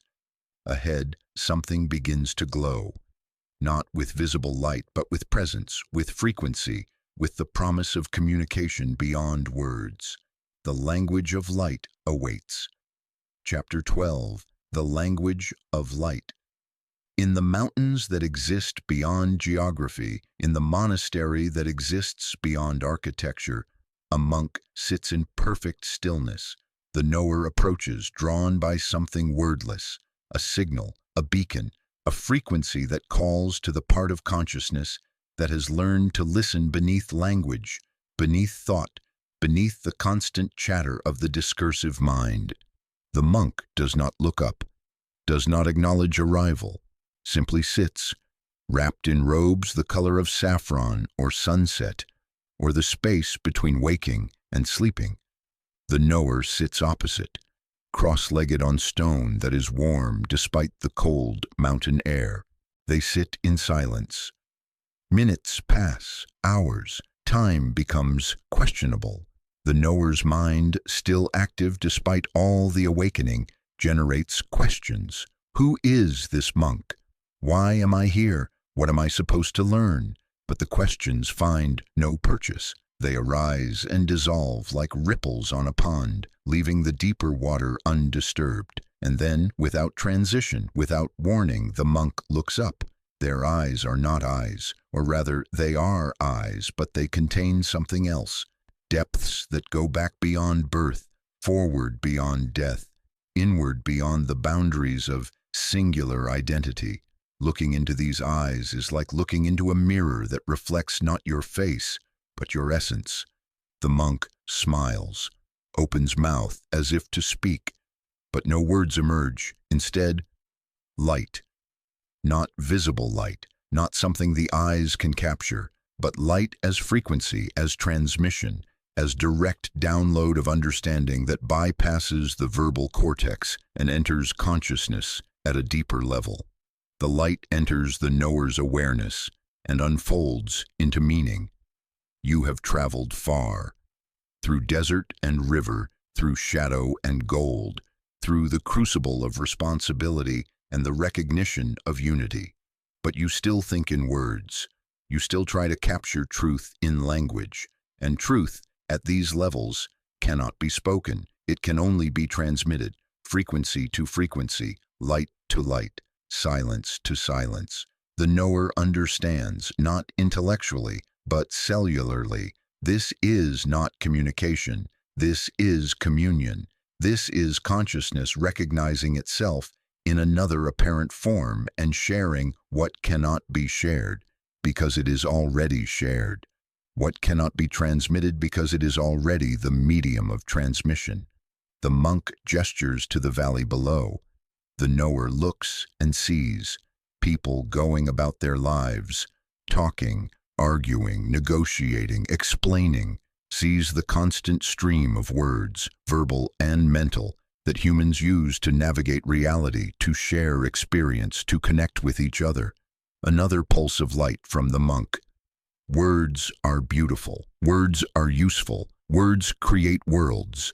But words are also prison. They capture experience in categories, freeze the living moment into dead description, reduce the infinite to the manageable. You cannot speak enlightenment. You can only be it. The knower nods, feeling the truth of this. How many spiritual texts have been written? How many teachings given? How many explanations offered? And all of them, every single one falling short. Not because they are wrong, but because words can only point at the moon, never become the moon. The monk closes eyes. The frequency shifts, deeper now, slower, resonating at the level of heartbeat, of breath, of the fundamental rhythm that underlies all existence. And the knower feels the monk's consciousness extending outward like roots or wings, touching the consciousness of every being in the valley below. Not intrusively, not manipulatively, simply touching, recognizing, blessing, a wordless transmission that says, I see you, I know you, you are not separate from me, and I am not separate from you. Some of the people in the valley pause, look around, confused, as if they heard something or felt something, but cannot name it. Others continue on, too busy with the noise of their own minds to notice the signal beneath the noise. This is the language of light, the monk's frequency explains. This is how consciousness communicates when words fall away. Not through speaking, but through being. Not through explanation, but through emanation. Your presence, when it is fully awake, is the teaching. Your frequency, when it is purified, is the transmission. You do not need to convert, convince, or explain. You need only to be so fully yourself that others feel permission to be fully themselves. The knower receives this, feels it settling into the bones, into the blood, into the marrow of being. All these years of trying to articulate awakening, trying to capture in language what is essentially beyond language, and the answer is not better words, but no words. Not better explanations, but pure presence. The monk opens eyes again. This time the transmission is different, not information, but invitation. The knower feels it as pull, as opening, as doorway into communion so deep that individual identity becomes transparent, and the knower steps through, into the monk's consciousness, experiencing what they experience, feeling what they feel, knowing what they know, and discovering there is no separate monk. There is only consciousness appearing as monk, as knower, as all the people in the valley, as the mountains themselves. The boundaries dissolve completely. The knower becomes the monk, becomes the knower. Two waves recognizing they are same ocean, playing at being separate so they can experience the ecstasy of reunion. In this state, this wordless, boundless, unified state, information flows freely, not as concepts but as direct knowing. The knower understands. Every enlightened being throughout history has been the same consciousness, awakening to itself through different form. Buddha, Christ, Lao Tzu, Rumi, Ramana, countless others named and unnamed, all of them unique expressions of the one recognizing itself. And that recognition is contagious, not because it is taught, but because frequency spreads. One candle lights another. One consciousness awakens and makes awakening more possible for others, not through doctrine but through resonance. The knower pulls back, or rather the sense of being separate individual returns, though it will never again feel quite as solid as it once did. The monk nods, understanding without words that the transmission is complete. They sit together in silence. But it is different silence now.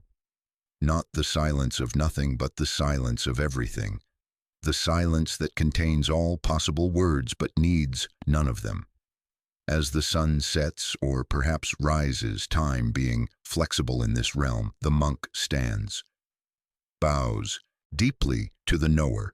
The knower bows in return. No words are exchanged, no teachings given in conventional sense, yet everything has been taught, everything has been received. The monk walks back into the monastery. The knower remains sitting, feeling the new capacity that has opened. The ability to transmit truth through presence, to teach through being, to communicate in the language of light that all consciousness speaks, but few consciously understand. The mountain begins to fade, or the knower begins to move, or both simultaneously, because at this level the distinction between moving and being moved is another illusion waiting to be recognized. You have learned to speak without speaking, the voice says, warm with approval. Now you must learn to be without being. Now comes the quantum weaver. Now comes the understanding that reality is not singular but infinite, and you exist in all versions simultaneously. The knower takes a breath, and in that breath feels not just this body, this moment, this timeline, but all possible bodies, all possible moments, all possible timelines. The quantum awaits. Chapter 13. The Quantum Weaver. The knower stands at the loom of existence, not metaphorical loom, not symbolic representation, but actual loom, vast beyond comprehension, stretching across dimensions that human eyes cannot see, human minds cannot hold. Threads of light weaving through threads of darkness, threads of probability entangling with threads of actuality, creating the fabric of what is, what was, what could be, what might have been. This, the voice says, and now it sounds like a chorus. Not many voices, but one voice speaking from multiple dimensions simultaneously, is the quantum loom. This is where reality is woven moment by moment, choice by choice, observation by observation. The knower looks closer at the threads. Each one is a timeline, a version of events, a possible configuration of existence. Some threads glow brightly, high probability, strong energy likely to manifest. Others are dim, low probability, weak energy, unlikely unless significant intervention occurs. But all of them exist. All of them are real in the quantum field, the infinite possibility space where everything that can happen does happen across the multiverse of parallel realities. A figure materializes beside the loom, tall, shimmering, constantly shifting between forms, sometimes young, sometimes old, sometimes male, sometimes female, sometimes neither, sometimes both. This is the Weaver, the aspect of consciousness that operates at level 6, in multidimensional awareness. You are late, the Weaver says, grinning, and early, and right on time, because all moments exist simultaneously, and you are in all of them. The knower's mind, still somewhat linear despite all the expansion, struggles with this. I don't understand. Of course you don't, the Weaver says, not unkindly. You're still thinking in 3 dimensions plus time. But reality doesn't work that way. Reality is simultaneous, all moments happening at once, all possibilities existing in superposition until observation collapses them into experience. The Weaver reaches into the loom, pulls out a thread, holds it up to light that comes from no source. This is you. This is your timeline, but look closer. The knower looks.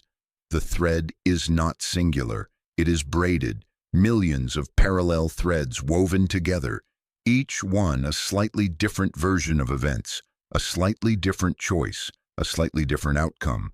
Some threads are thick, major decision points, significant divergences. Others are hair-thin, minor variations that lead to similar outcomes. In this thread, the Weaver says, pointing, you opened the door in the dream and began this journey, but in this thread, pointing to another, you turned away, chose comfort over awakening, and lived an entirely different life. Both are real. Both are you. Both exist simultaneously in the quantum field. The knower feels vertigo, not physical but ontological, the sensation of selfhood expanding beyond singular timeline, beyond linear causation into the vast space of parallel possibilities. Show me, the knower says. The Weaver grins wider, pulls the thread tight, and suddenly, the knower experiences multiple timelines simultaneously. In one, becoming a teacher, helping thousands awaken, dying peacefully at 93 surrounded by grateful students. In another, retreating into hermitage, never teaching anyone, finding liberation in complete solitude.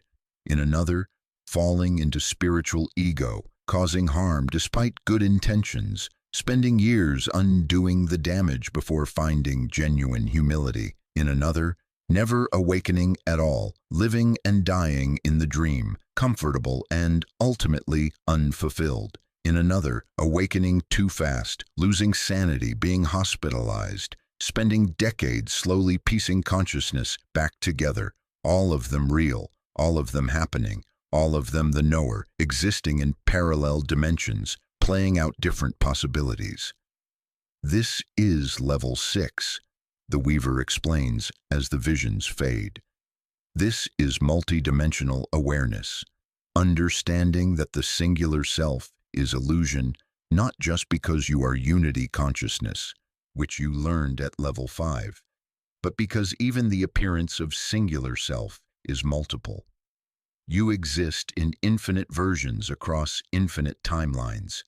The you that makes this choice, the you that makes that choice, the you that makes no choice at all real, all simultaneous, all you. The knower sits, or thinks the thought of sitting, which in this realm amounts to same thing. Then, which timeline is the real one? All of them, the Weaver says. None of them. Whichever one you're experiencing is real for that aspect of consciousness. But you, the you that is aware of all timelines, you exist beyond all of them.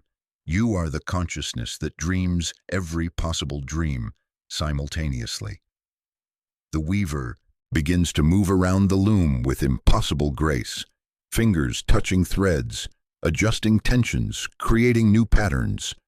At this level, you learn to weave consciously, not just one timeline, but multiple, not just your personal reality, but the collective reality we all share.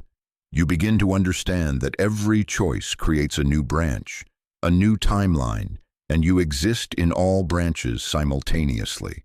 That's, the knower searches for the word, overwhelming. Yes, the Weaver agrees, which is why most consciousness never reaches this level. It's too much for the linear mind to process, too much for the ego that needs to believe in singular story, singular path, singular truth. But you've come this far. You've seen through so many illusions already. One more remains.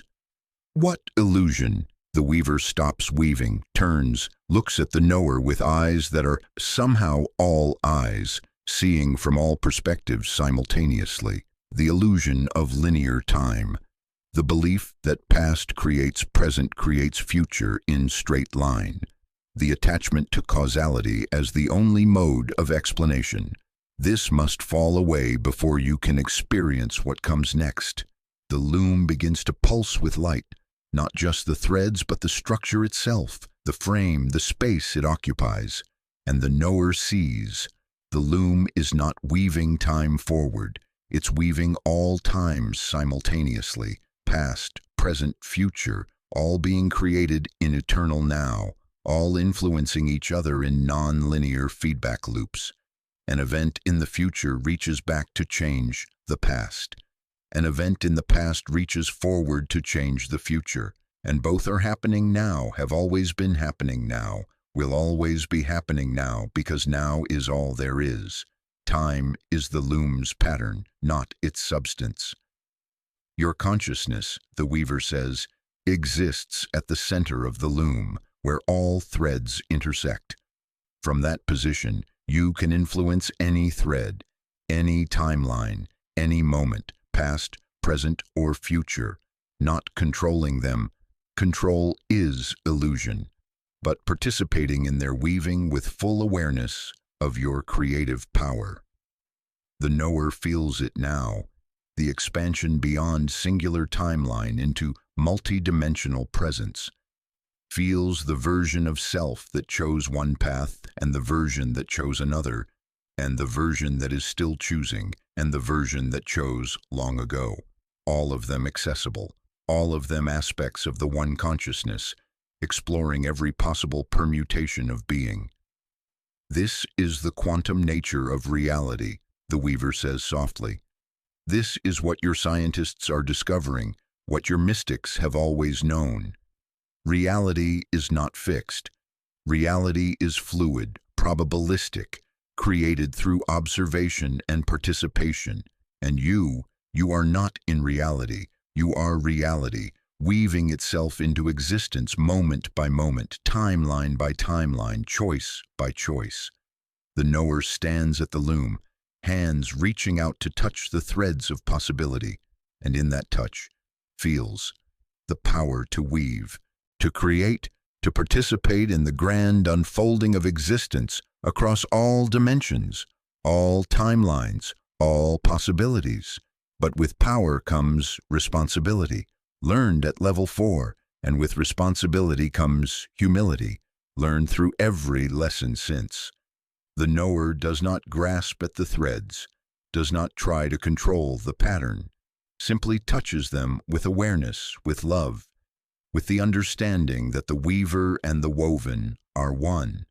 The weaver fades or merges with the knower, or both, because separation is illusion at every level, between self and other, between timelines, between past and future, between the one who weaves and the fabric being woven.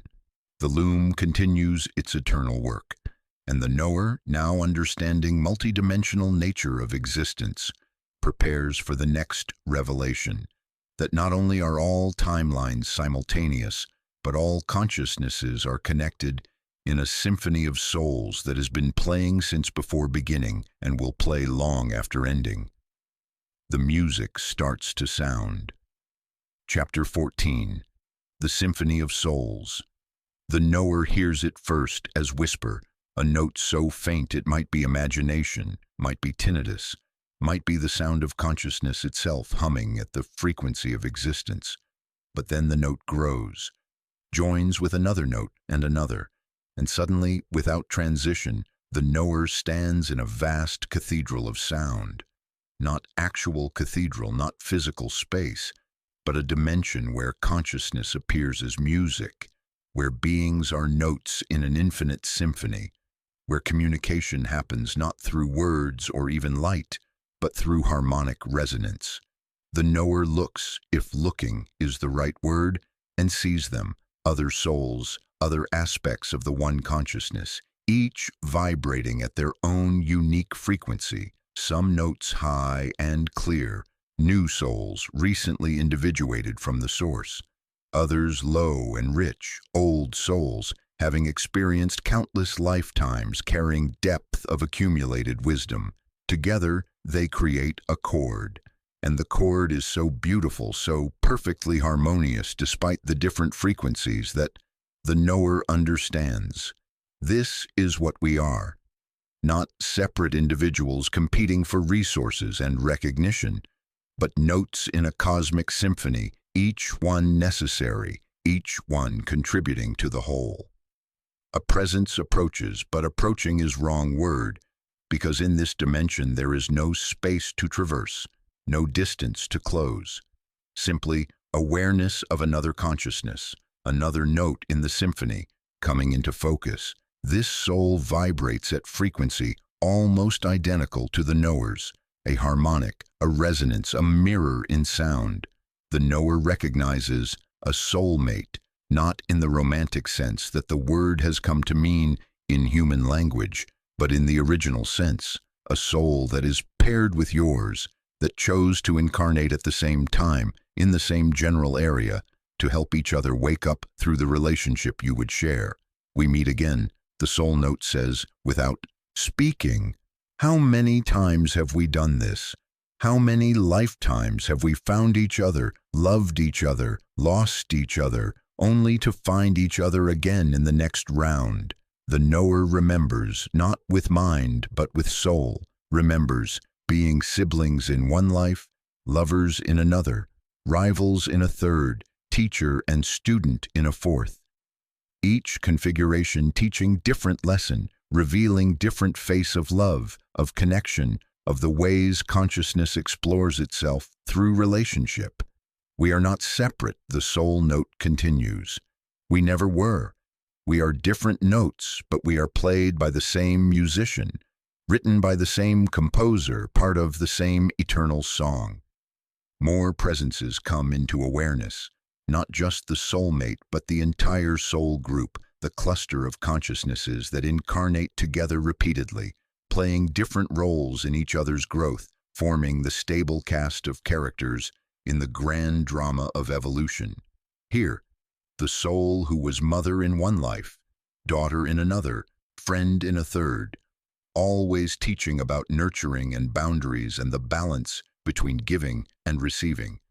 Here, the soul who was enemy in one life, ally in another, teacher in a third, always teaching about forgiveness and perspective, and the understanding that what appears as opposition is often catalyst for growth.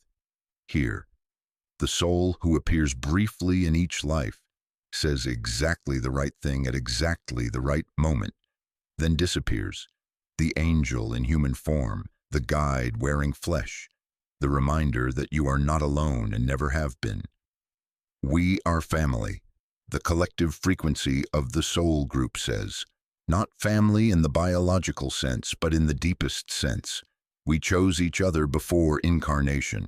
We promised to help each other wake up, no matter how many lifetimes it takes, no matter how difficult the lessons need to be.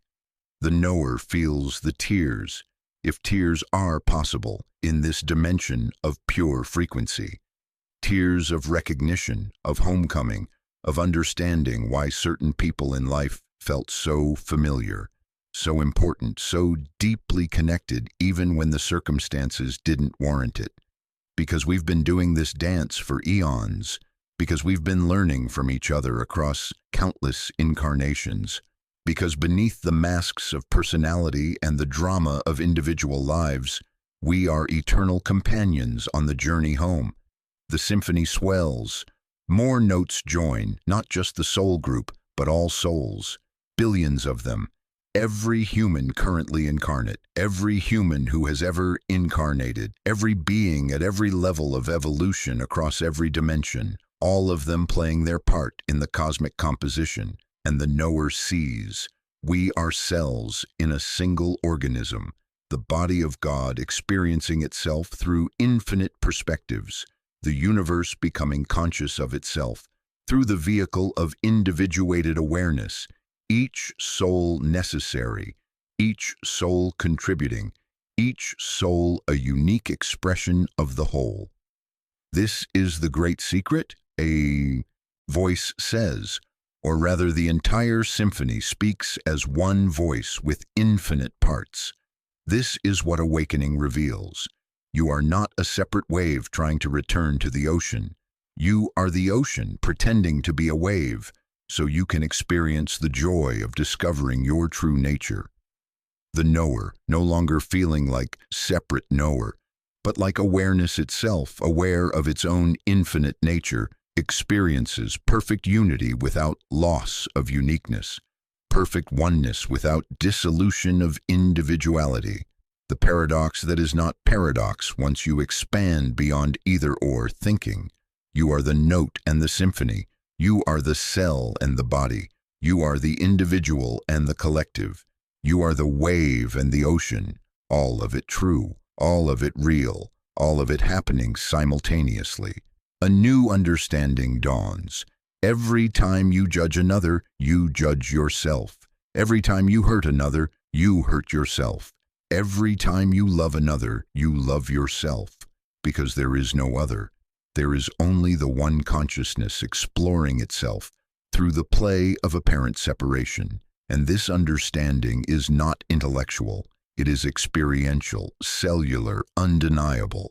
The knower feels every soul in the symphony as intimately as personal heartbeat, feels their joy and their suffering, their confusion and their clarity, their sleepiness and their waking up. We are responsible for each other, the symphony says, not in the sense of control or codependence, but in the sense of care, of compassion, of recognizing that your liberation and my liberation are the same liberation. When one cell becomes healthy, it helps the whole body heal. When one soul wakes up, it makes awakening easier for all souls.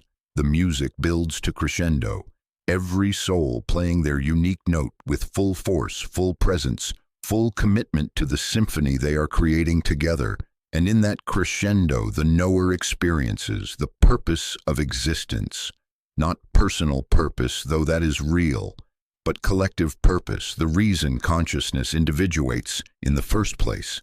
To know itself, to love itself, to create and explore and experience every possible permutation of being, to forget and remember, to sleep and wake, to die and be reborn in endless cycles of expansion and return. We are God's way of knowing God. We are consciousness exploring consciousness. We are love making itself visible, tangible, experienceable through the dance of relationship and the journey of awakening. The symphony begins to fade, or the knower begins to return to more localized awareness, or both, because in this dimension, the distinction between staying and leaving is another illusion waiting to be transcended, but the knowing remains. The memory of the symphony, of the soul family, of the unity beneath all apparent separation.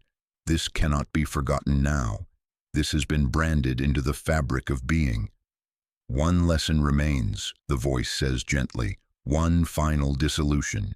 You have transcended space, knowing yourself as all things. You have transcended separation, knowing yourself as all souls. Now you must transcend time, knowing yourself as all moments. Past and future must collapse into the eternal now. Are you ready? The knower, now understanding that readiness is illusion, that this moment has always been inevitable, that the journey was completed before it began, nods. The symphony fades completely, and time begins to collapse. Chapter 15. The Collapse of Time. The knower stands. No. Standing implies present moment distinct from past and future. Standing implies temporality, succession, before and after. The knower exists in no. Even exists is too temporal, too bound to the flow of time that is now revealing itself as illusion. The knower, no, even subjecthood implies separation that is dissolving. Even identity implies boundaries that are becoming transparent. What remains? Awareness, pure, simple, eternal awareness, without subject, without object, without time as container or experience as content. Just awareness, aware of itself in eternal now that contains all moments while transcending them all. The voice, which has been guide, teacher, inner knowing throughout this journey, speaks for the last time. And its voice is slow, almost reverential, as if speaking the final words before language itself dissolves. Time is the last illusion, the deepest dream, the most convincing fiction that consciousness tells itself. Past and future exist only as thoughts arising in present moment. Memory and anticipation exist only now. There has only ever been now. There will only ever be now. This moment is all moments. This breath is all breaths. This awareness is all awareness.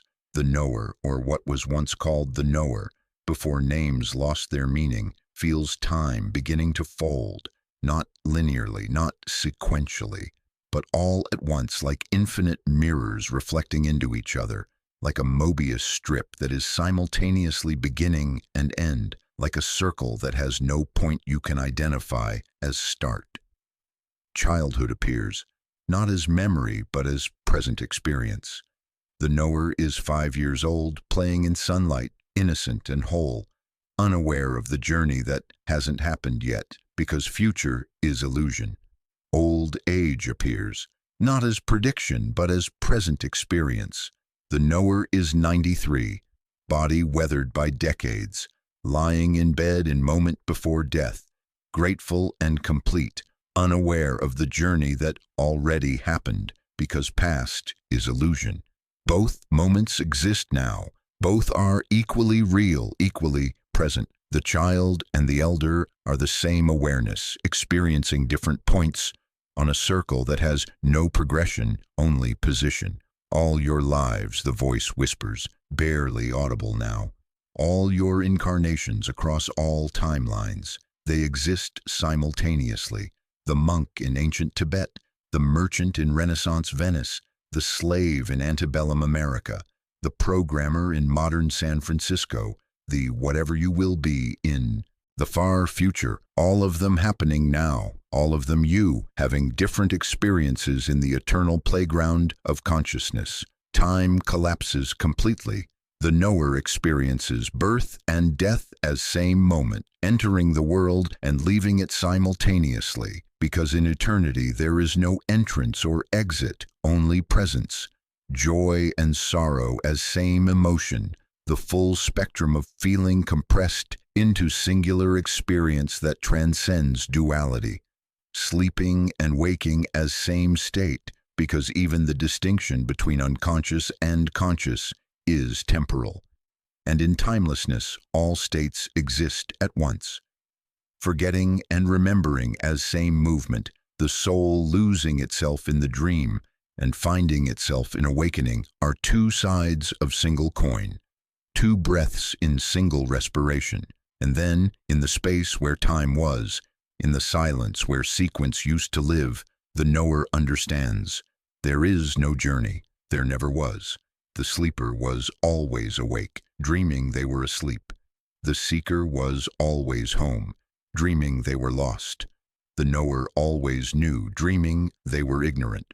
All of it, the desert, the river, the shadows, the architect, the library, the key, the mirror, the monk, the loom, the symphony, all of it was consciousness exploring itself, telling itself stories, playing games with itself. You cannot awaken because you have never been asleep. You cannot find enlightenment because you have never been lost. You cannot become what you already are, have always been, will always be. This is the final teaching, the ultimate joke, the cosmic punchline. There is no journey. There is only remembering.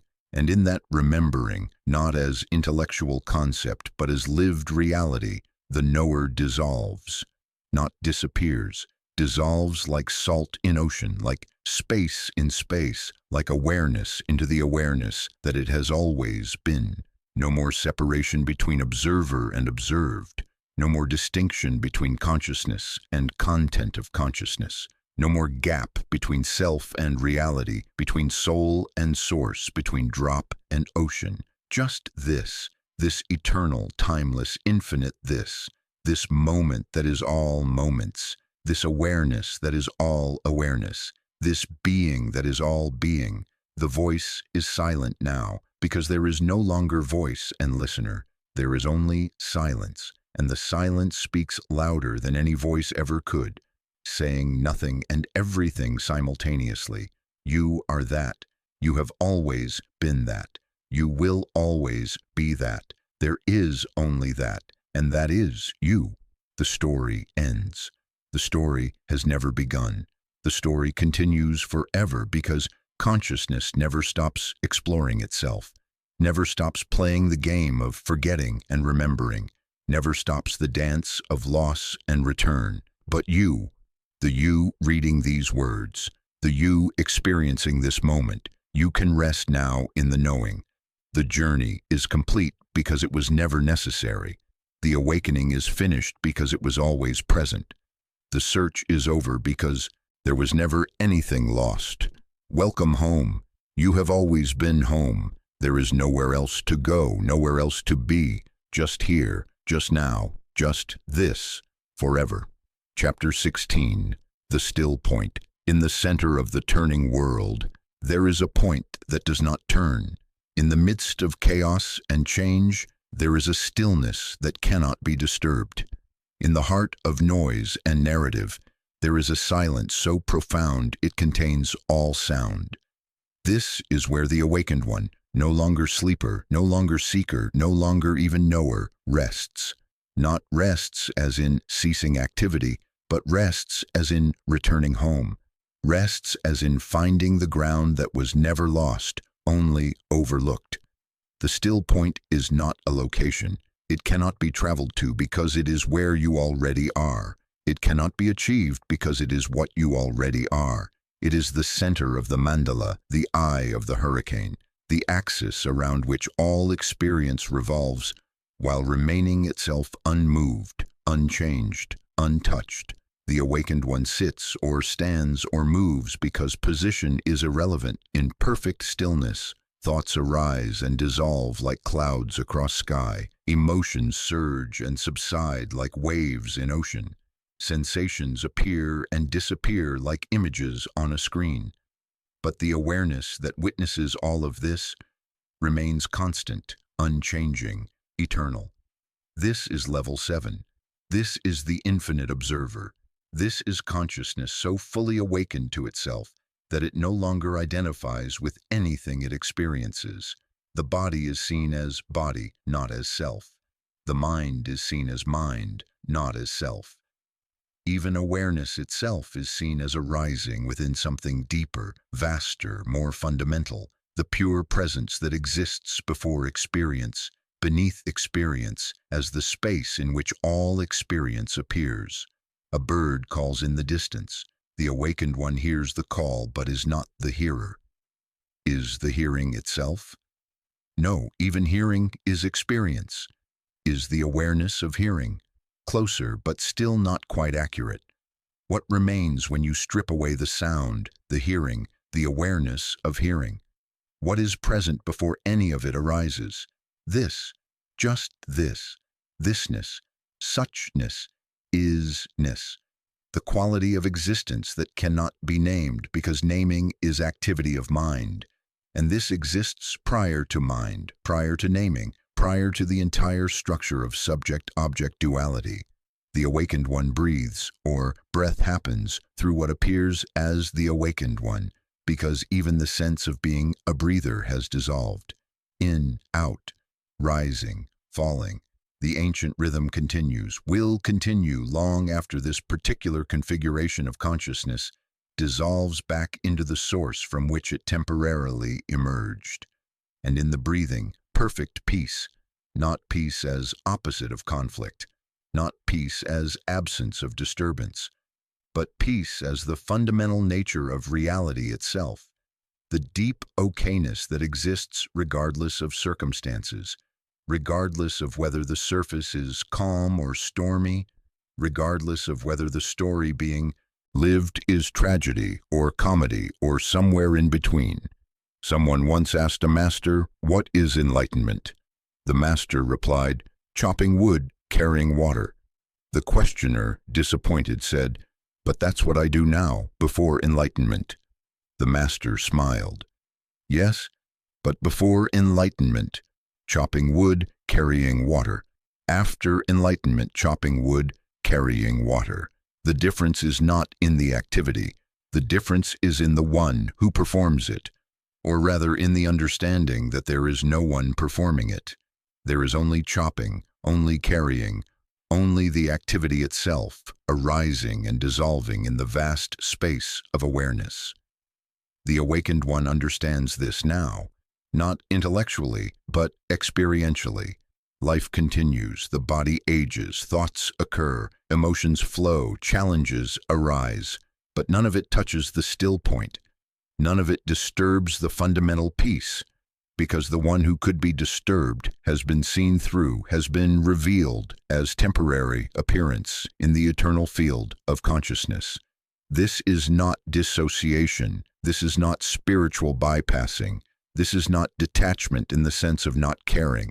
If anything, there is more caring now, more compassion, more connection, more aliveness, because when you're not defending a separate self, when you're not maintaining an identity, when you're not trying to preserve or protect or prove anything, energy becomes available for actual relationship, actual presence, actual love. The still point is not empty. It is full, infinitely full, with the potential for all experience while being bound to none. It is the canvas on which the painting appears, the screen on which the movie plays, the silence in which music becomes possible. A teacher once said, "Before I studied Zen, mountains were mountains and rivers were rivers. While I studied Zen, mountains were no longer mountains and rivers were no longer rivers. But after I understood Zen, mountains were again mountains and rivers were again rivers." The awakened one sees mountains as mountains, rivers as rivers, but also sees them as temporary formations in the field of consciousness, as patterns of energy and emptiness, as the universe exploring itself through the experience of mountainness and riverness. Both perspectives held simultaneously without conflict, both true, both real, the relative and the absolute, the form and the emptiness, the wave and the ocean, all of it one seamless reality. The silence deepens, not the silence of absence, but the silence of fullness, the silence that mystics and sages have pointed toward across centuries and cultures, the silence that the Quakers call the inner light, that the Buddhists call emptiness, that the Hindus call Brahman, that the Taoists call the Tao that cannot be named. In this silence, there is no separation between sacred and mundane, between spiritual and material, between heaven and earth. Everything is holy because everything is consciousness. The divine is not elsewhere.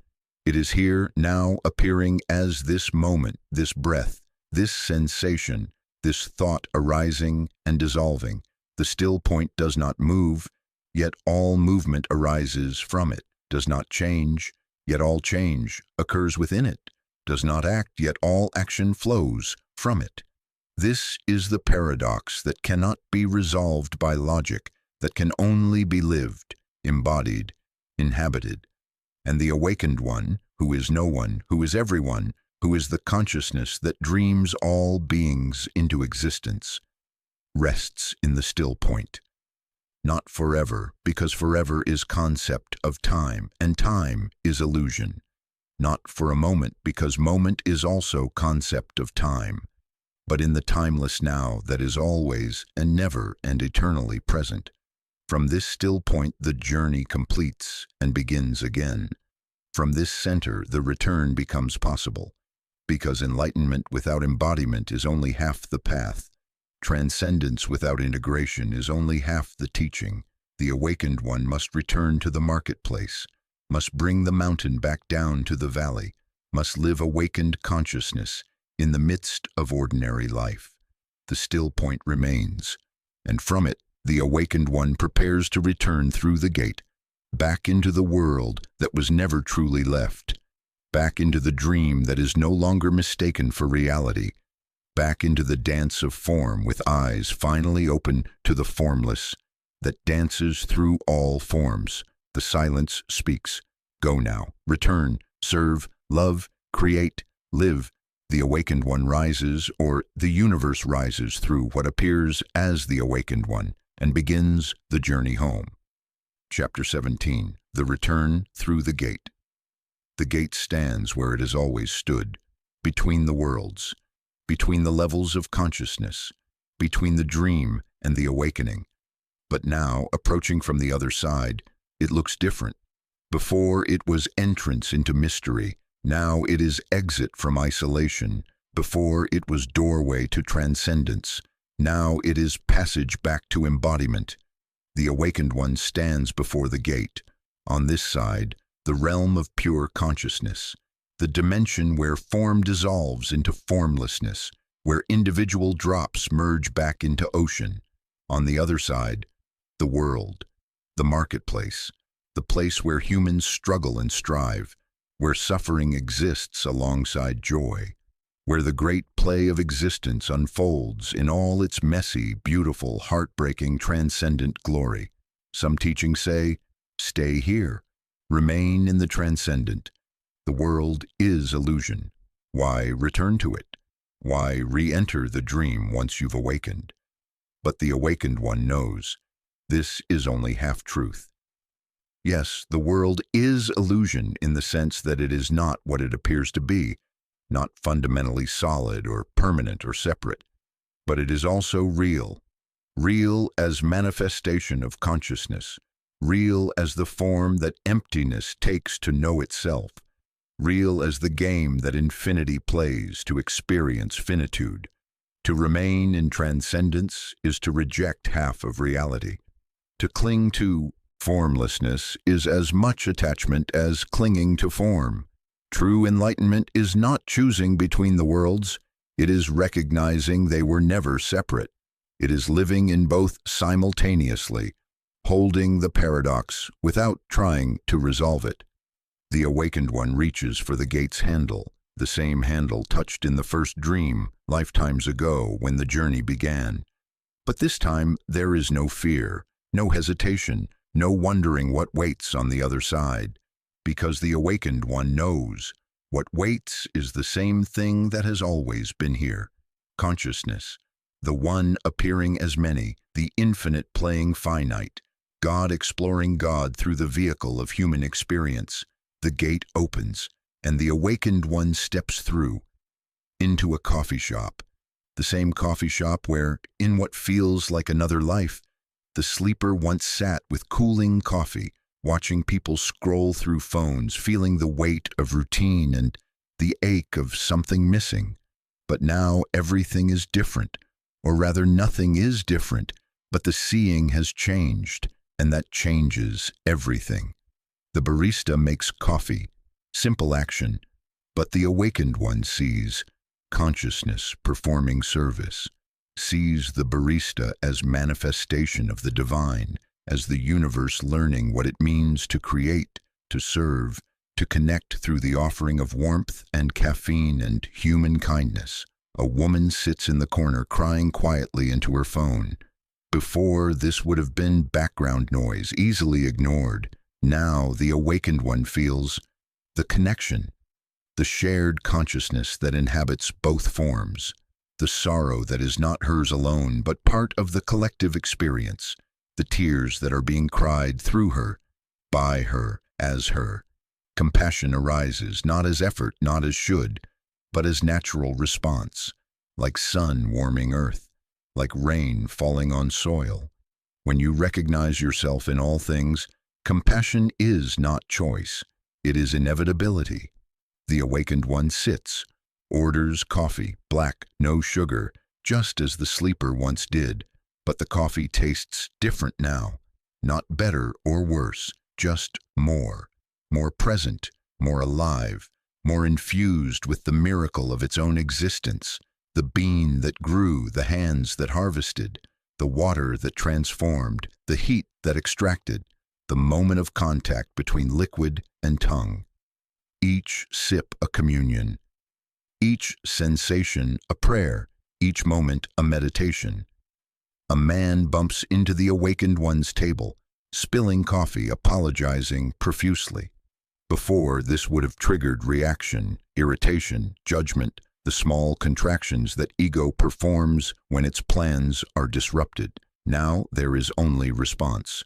No problem, it's just coffee. Are you okay? The man blinks, surprised by the genuine concern, smiles. Yeah, I'm okay, thank you. And in that exchange, something passes between them. Recognition, warmth, the acknowledgement that we are all stumbling through this together, all doing our best, all worthy of grace. This is what returning means. Not performing enlightenment, not maintaining some perfect spiritual persona, but simply being present, simply responding to what arises with consciousness rather than conditioning, simply seeing the sacred in the mundane, the eternal in the temporal, the divine in the human. The awakened one leaves the coffee shop and walks through the city. Same streets the sleeper walked, same buildings, same traffic and noise and chaos, but every detail glows. Not literally, this is not hallucination or mystical vision, but glows with meaning, with presence, with the undeniable fact of its existence. The cracked sidewalk is perfect in its crackness. The graffiti on the wall is art expressing consciousness's need to create, to mark territory, to say, I was here. I mattered. The homeless person asking for change is Buddha, is Christ, is the awakened one's own face reflected in a different circumstance. A child laughs in a playground. The sound cuts through the noise like bell, like reminder, like the universe celebrating its own capacity for joy. The awakened one pauses, listens, smiles, continues walking. This is enlightenment. Not escape from the world, but full immersion in it. Not detachment from experience, but complete engagement with it, without the overlay of ego, without the filter of separation, without the constant mental commentary that tries to control and categorize and protect the illusion of separate self. The day unfolds. Ordinary day. Groceries purchased. Email answered. Conversations had. Bills paid. Meals eaten. Body showered. Teeth brushed. Sleep approached. But nothing is ordinary anymore. Everything is extraordinary precisely because it is ordinary, because it is the infinite expressing itself through the finite, the eternal wearing the mask of the temporal, consciousness exploring what it means to be human, to be alive, to be this particular configuration of awareness in this particular moment of the never-ending now. The awakened one lies in bed, same bed the sleeper once occupied, looks at the ceiling crack that has been companion throughout this journey, and now sees not just crack, but perfection. The crack that triggered the first questioning, the first noticing, the first whisper that something was not quite as it seemed. Thank you, crack.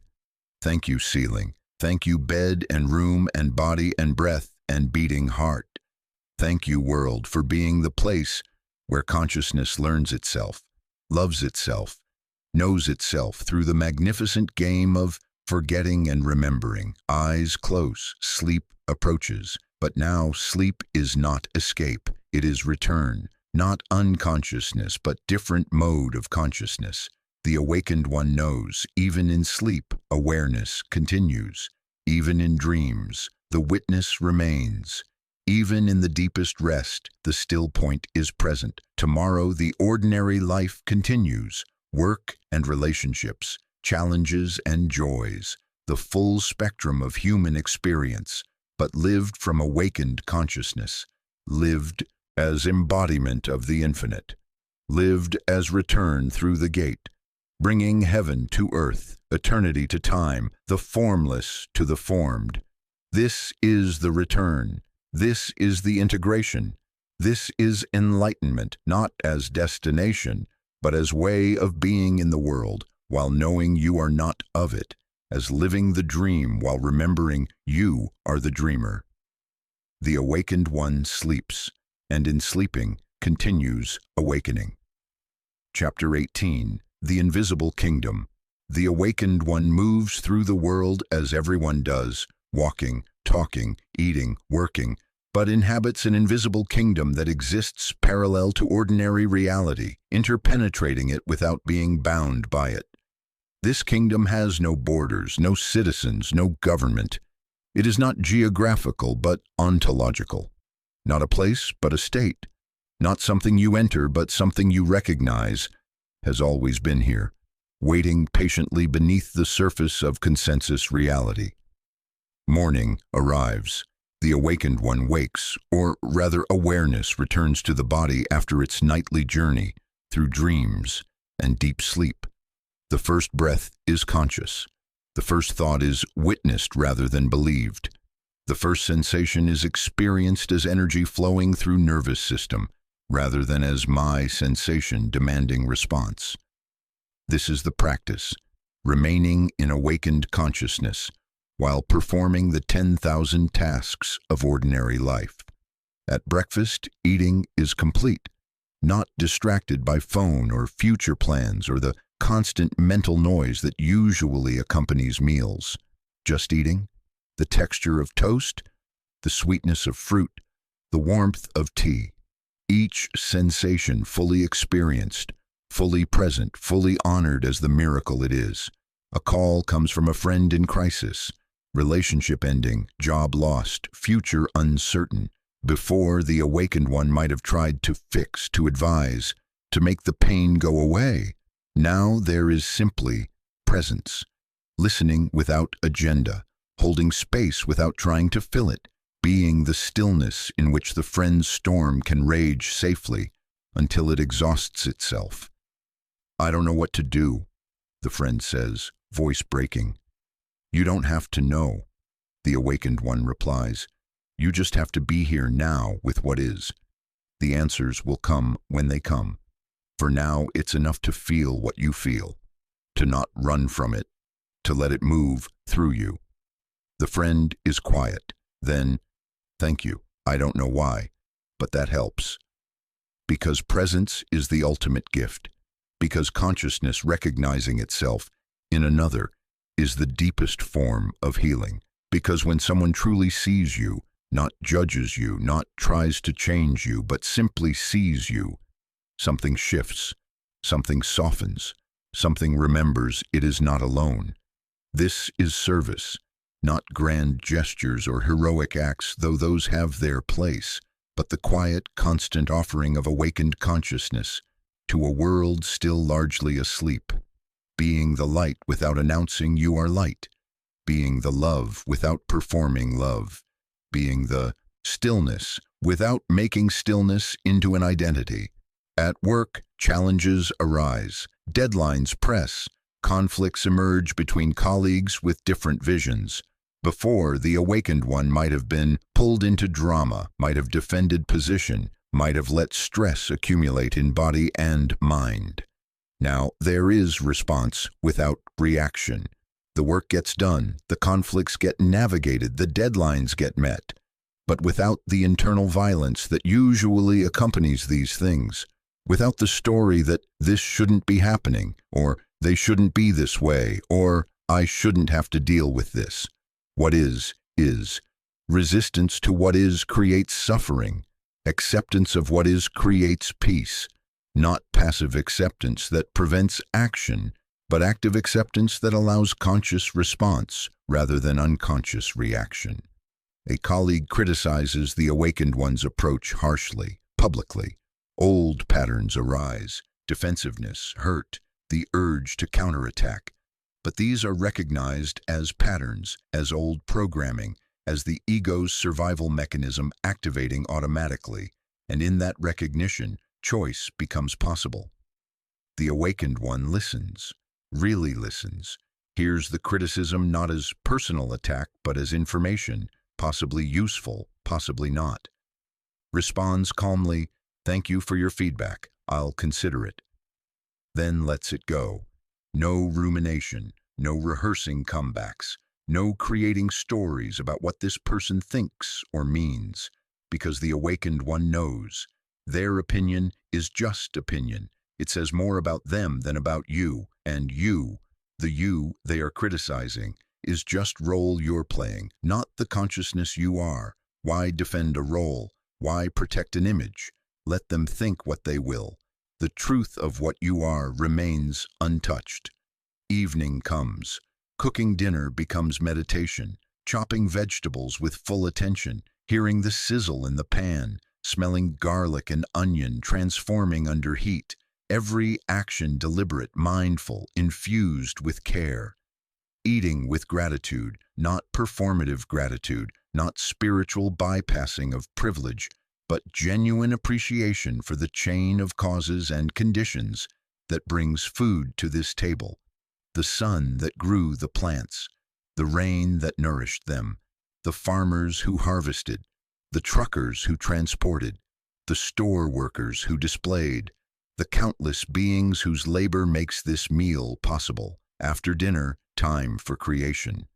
The awakened one writes, not for recognition or achievement or legacy, but because consciousness wants to express itself, because the creative urge is fundamental to existence, because making beauty is one way of honoring the beauty that makes you. The words flow, sometimes easily, sometimes with struggle. But there is no attachment to outcome, no anxiety about whether it's good enough.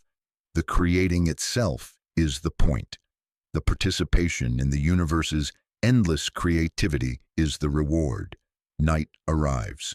Before sleep, a practice, reviewing the day not with judgment but with gentle awareness, noticing where consciousness was present and where it slipped into autopilot, where love flowed freely and where fear contracted the heart, where truth was spoken and where pretense was maintained. Not to criticize, not to improve, just to see. Because seeing is transformative. Awareness itself is the catalyst for change. You don't have to force yourself to be better. You just have to keep seeing, keep being present, and transformation happens naturally, organically, inevitably. The awakened one lies in darkness, feeling the body's tiredness, the mind's gradual quieting, the approach of sleep, and knows tomorrow will bring new challenges, new opportunities to embody awakened consciousness, new moments to choose presence over pattern, love over fear, truth over comfortable illusion. This is the invisible kingdom, not separate from the world, but woven through it, not above ordinary life, but within it, not escape from humanity, but full embrace of it, while knowing that humanity is just one costume consciousness wears, one game the infinite plays, one way that what is explores what it means to be. Living here does not make you special. It makes you ordinary in the deepest sense, an ordinary human being, living an ordinary life, doing ordinary things, but doing them consciously, doing them with presence, doing them as service, as meditation, as prayer, as love in action. The awakened one sleeps, the invisible kingdom continues, and tomorrow, the work begins again. Chapter 19, The Final Surrender. There is one veil left, the subtlest veil, the most persistent, the one that remains even after enlightenment is recognized, even after unity consciousness is experienced, even after the return is complete. The veil of the one who is awakened. The awakened one sits in meditation, not because meditation is necessary, not because something needs to be achieved, but simply because sitting is what arises in this moment.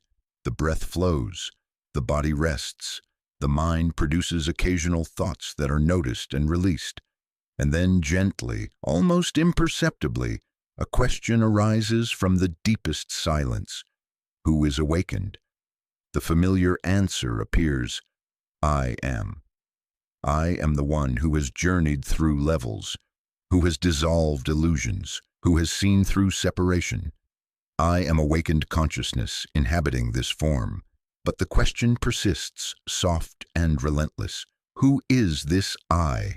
The awakened one searches, looks for the one who is awakened, finds no one, finds only awareness, finds only the seeing itself with no seer behind it, finds only consciousness with no container holding it. Even the enlightened one is a character, the silence whispers. Even the awakened self is a self. Even the one who has transcended must be transcended.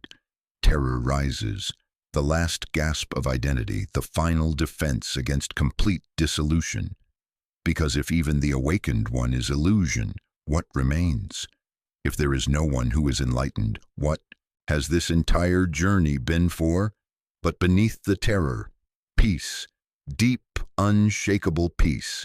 Because this is what the journey has been for, not to create a better self, a more spiritual identity, a permanent state of awakeness, but to dissolve all selves, all identities, all states, to recognize that what you are has never been and will never be a someone.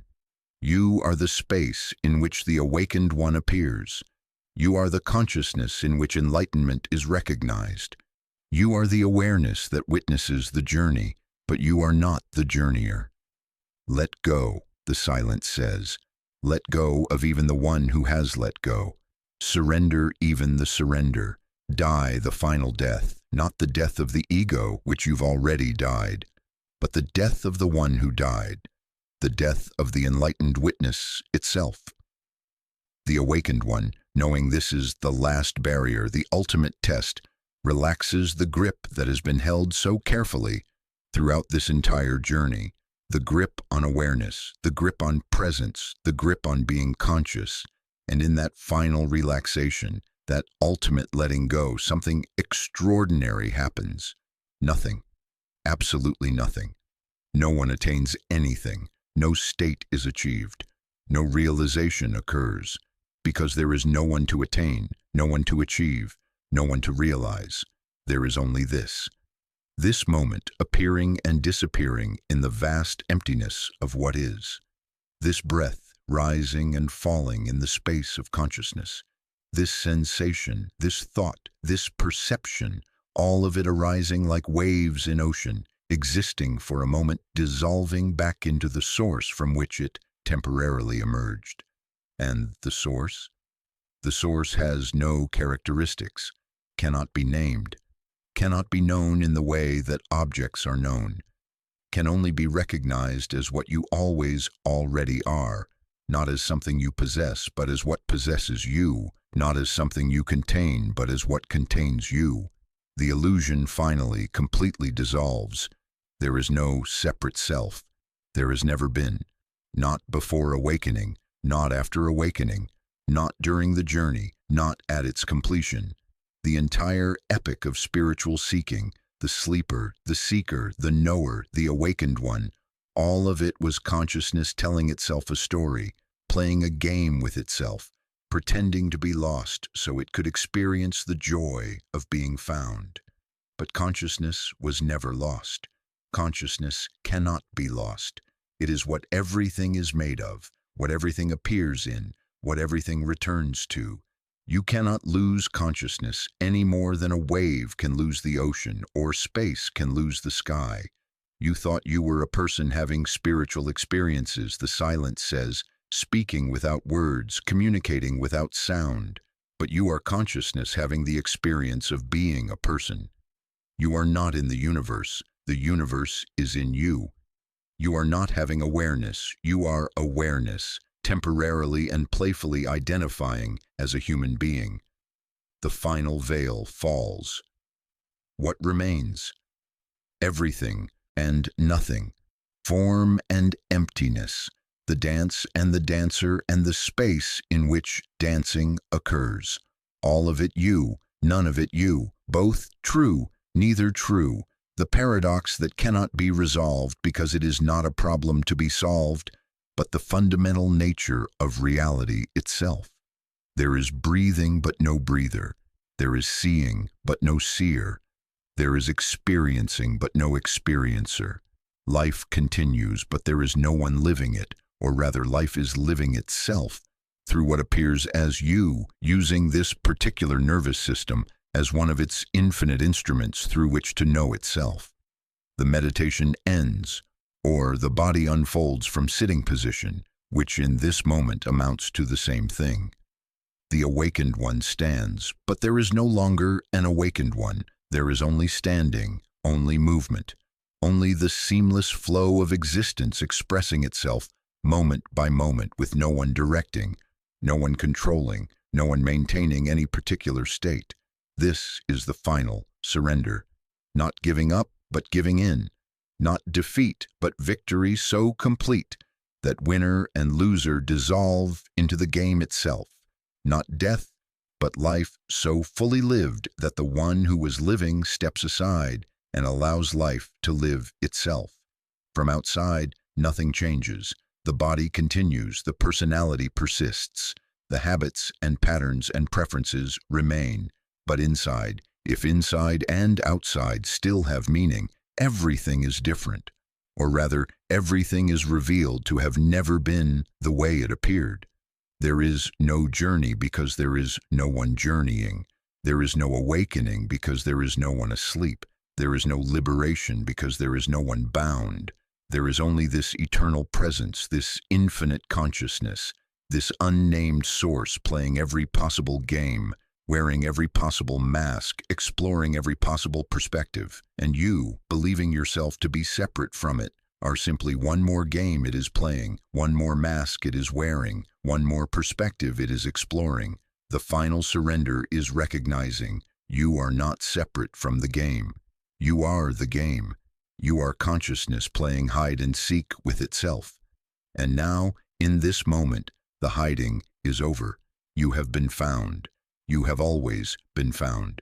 There was never anyone lost, only consciousness, dreaming. And now, awake within the dream. Chapter 20, The New Dreamer, Finale. In the beginning, there was sleep. The sleeper walked through days like ghost through walls, present but not really there, alive but not really living, moving through the motions of existence without ever asking, what is this? Who am I? Why is any of this happening? The alarm screamed, the coffee cooled, the train departed and arrived. The work was done, the meals were eaten, the sleep came, and the cycle repeated day after day, year after year, until the pattern became so familiar it was mistaken for reality itself. But then a glitch, a crack, a door where no door should be, and everything began to change. The journey unfolded across dimensions of consciousness that had always been there, waiting to be discovered, through desert and river, through shadow and light, through the dissolution of self and the recognition of unity, through time's collapse and the return to the marketplace, through the final surrender that revealed there was never anyone to surrender, never anyone to save, never anyone to awaken, just consciousness exploring itself, just awareness knowing itself, just the infinite playing finite games to experience the joy of limitation, the beauty of mortality, the poignancy of forgetting so that remembering becomes possible.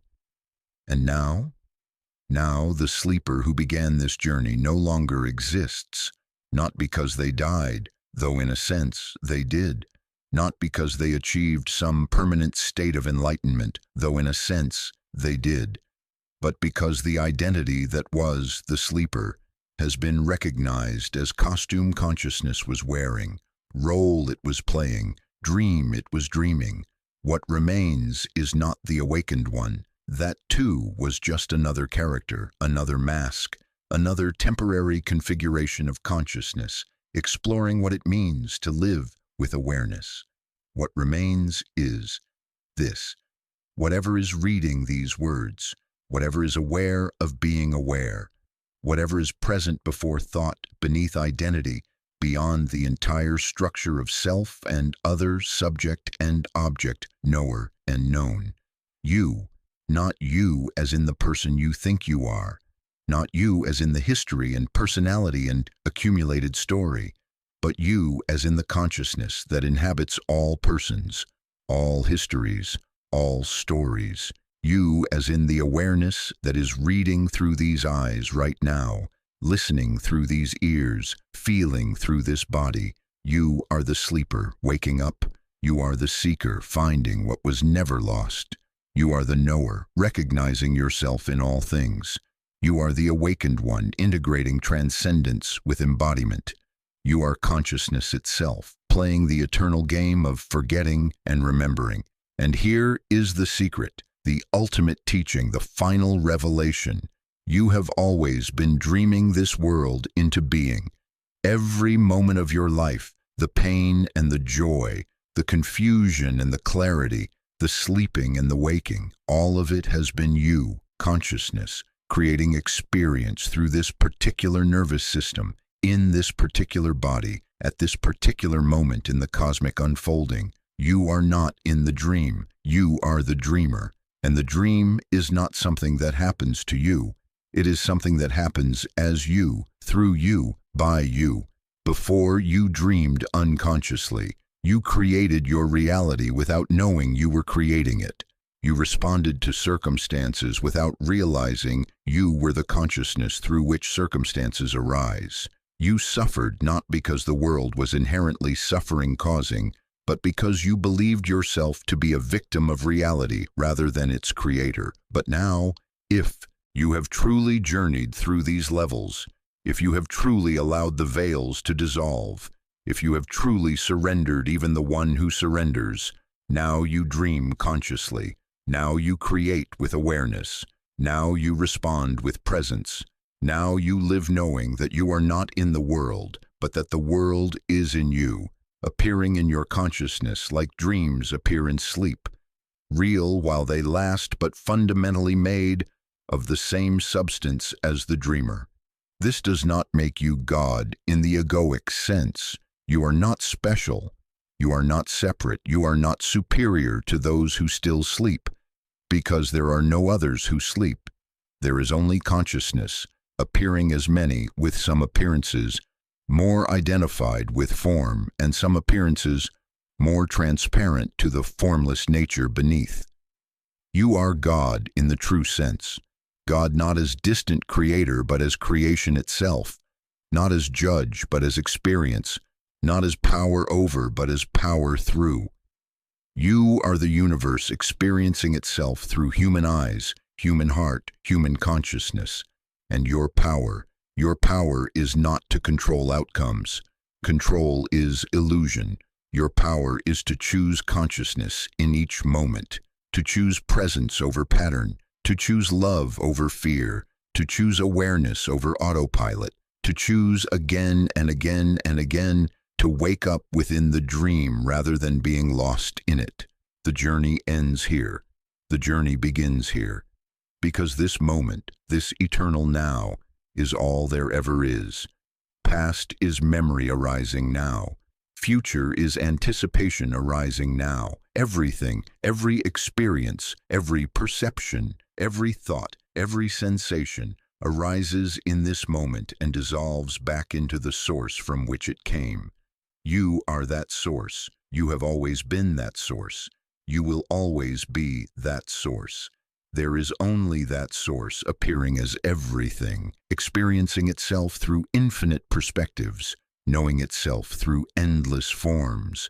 The alarm will ring tomorrow morning, coffee will cool, the train will depart, the work will be done, the cycle will continue. Because the dream of ordinary life goes on. Form continues, the play proceeds. But you, if you have truly awakened, if you have truly integrated these teachings, if you have truly seen through the illusion of separation, you will move through it differently, not with detachment but with engagement, not with transcendence but with embodiment, not with escape but with embrace. You will chop wood and carry water, as the old Zen saying goes, but you will do it consciously, presently, lovingly, knowing that the chopping and carrying are how consciousness explores what it means to be human, to have hands that grasp and bodies that move and hearts that care. You will suffer because suffering is part of the human experience. But you will suffer consciously, knowing that even suffering is arising in the vast space of awareness, that even pain is made of consciousness, that even in the darkest night, the light of awareness remains untouched. You will love because love is what consciousness does when it recognizes itself in another form. You will create because creativity is the nature of existence itself. You will serve because service is the natural response when separation is seen through. And you will continue to wake up again and again because awakening is not a one-time event, but constant practice, eternal choice, ongoing remembering in the face of habitual forgetting. This is your life now, lucid dreaming, walking through the world with eyes open to both the dream and the dreamer, living as human while knowing yourself as divine, playing the game while remembering it is game, dancing the dance while being the dancer, the music and the space in which dancing occurs. The story that began with a sleeper in a repetitive world ends with the recognition. You are the story and the storyteller and the consciousness in which stories arise. You are the dream and the dreamer and the awakeness that contains both. You have always been dreaming this world into being, but now, at last, you are awake. Close your eyes, take a breath, feel the air entering your lungs, the sensation of being alive. Notice that you are aware of this moment, and notice that something is aware of the awareness. What you are, your true nature, cannot be spoken but can be recognized. It is the stillness beneath motion, the silence beneath sound, the awareness beneath experience. It is what remains when everything else falls away. You are not a separate wave trying to return to the ocean. You are the ocean temporarily and playfully believing itself to be a wave. And this entire journey from sleeper to awakened has been the ocean recognizing itself, loving itself, knowing itself, through the beautiful, painful, extraordinary adventure of being human. Remember this. Forget this. Remember again. This is the dance. This is the play. This is consciousness endlessly exploring itself. Welcome home. You have always been home. There is nowhere else to go. Open your eyes. The world is waiting, not for you to save it, but for you to recognize it as yourself. And in that recognition, to love it, to serve it, to create beauty within it. The dream continues.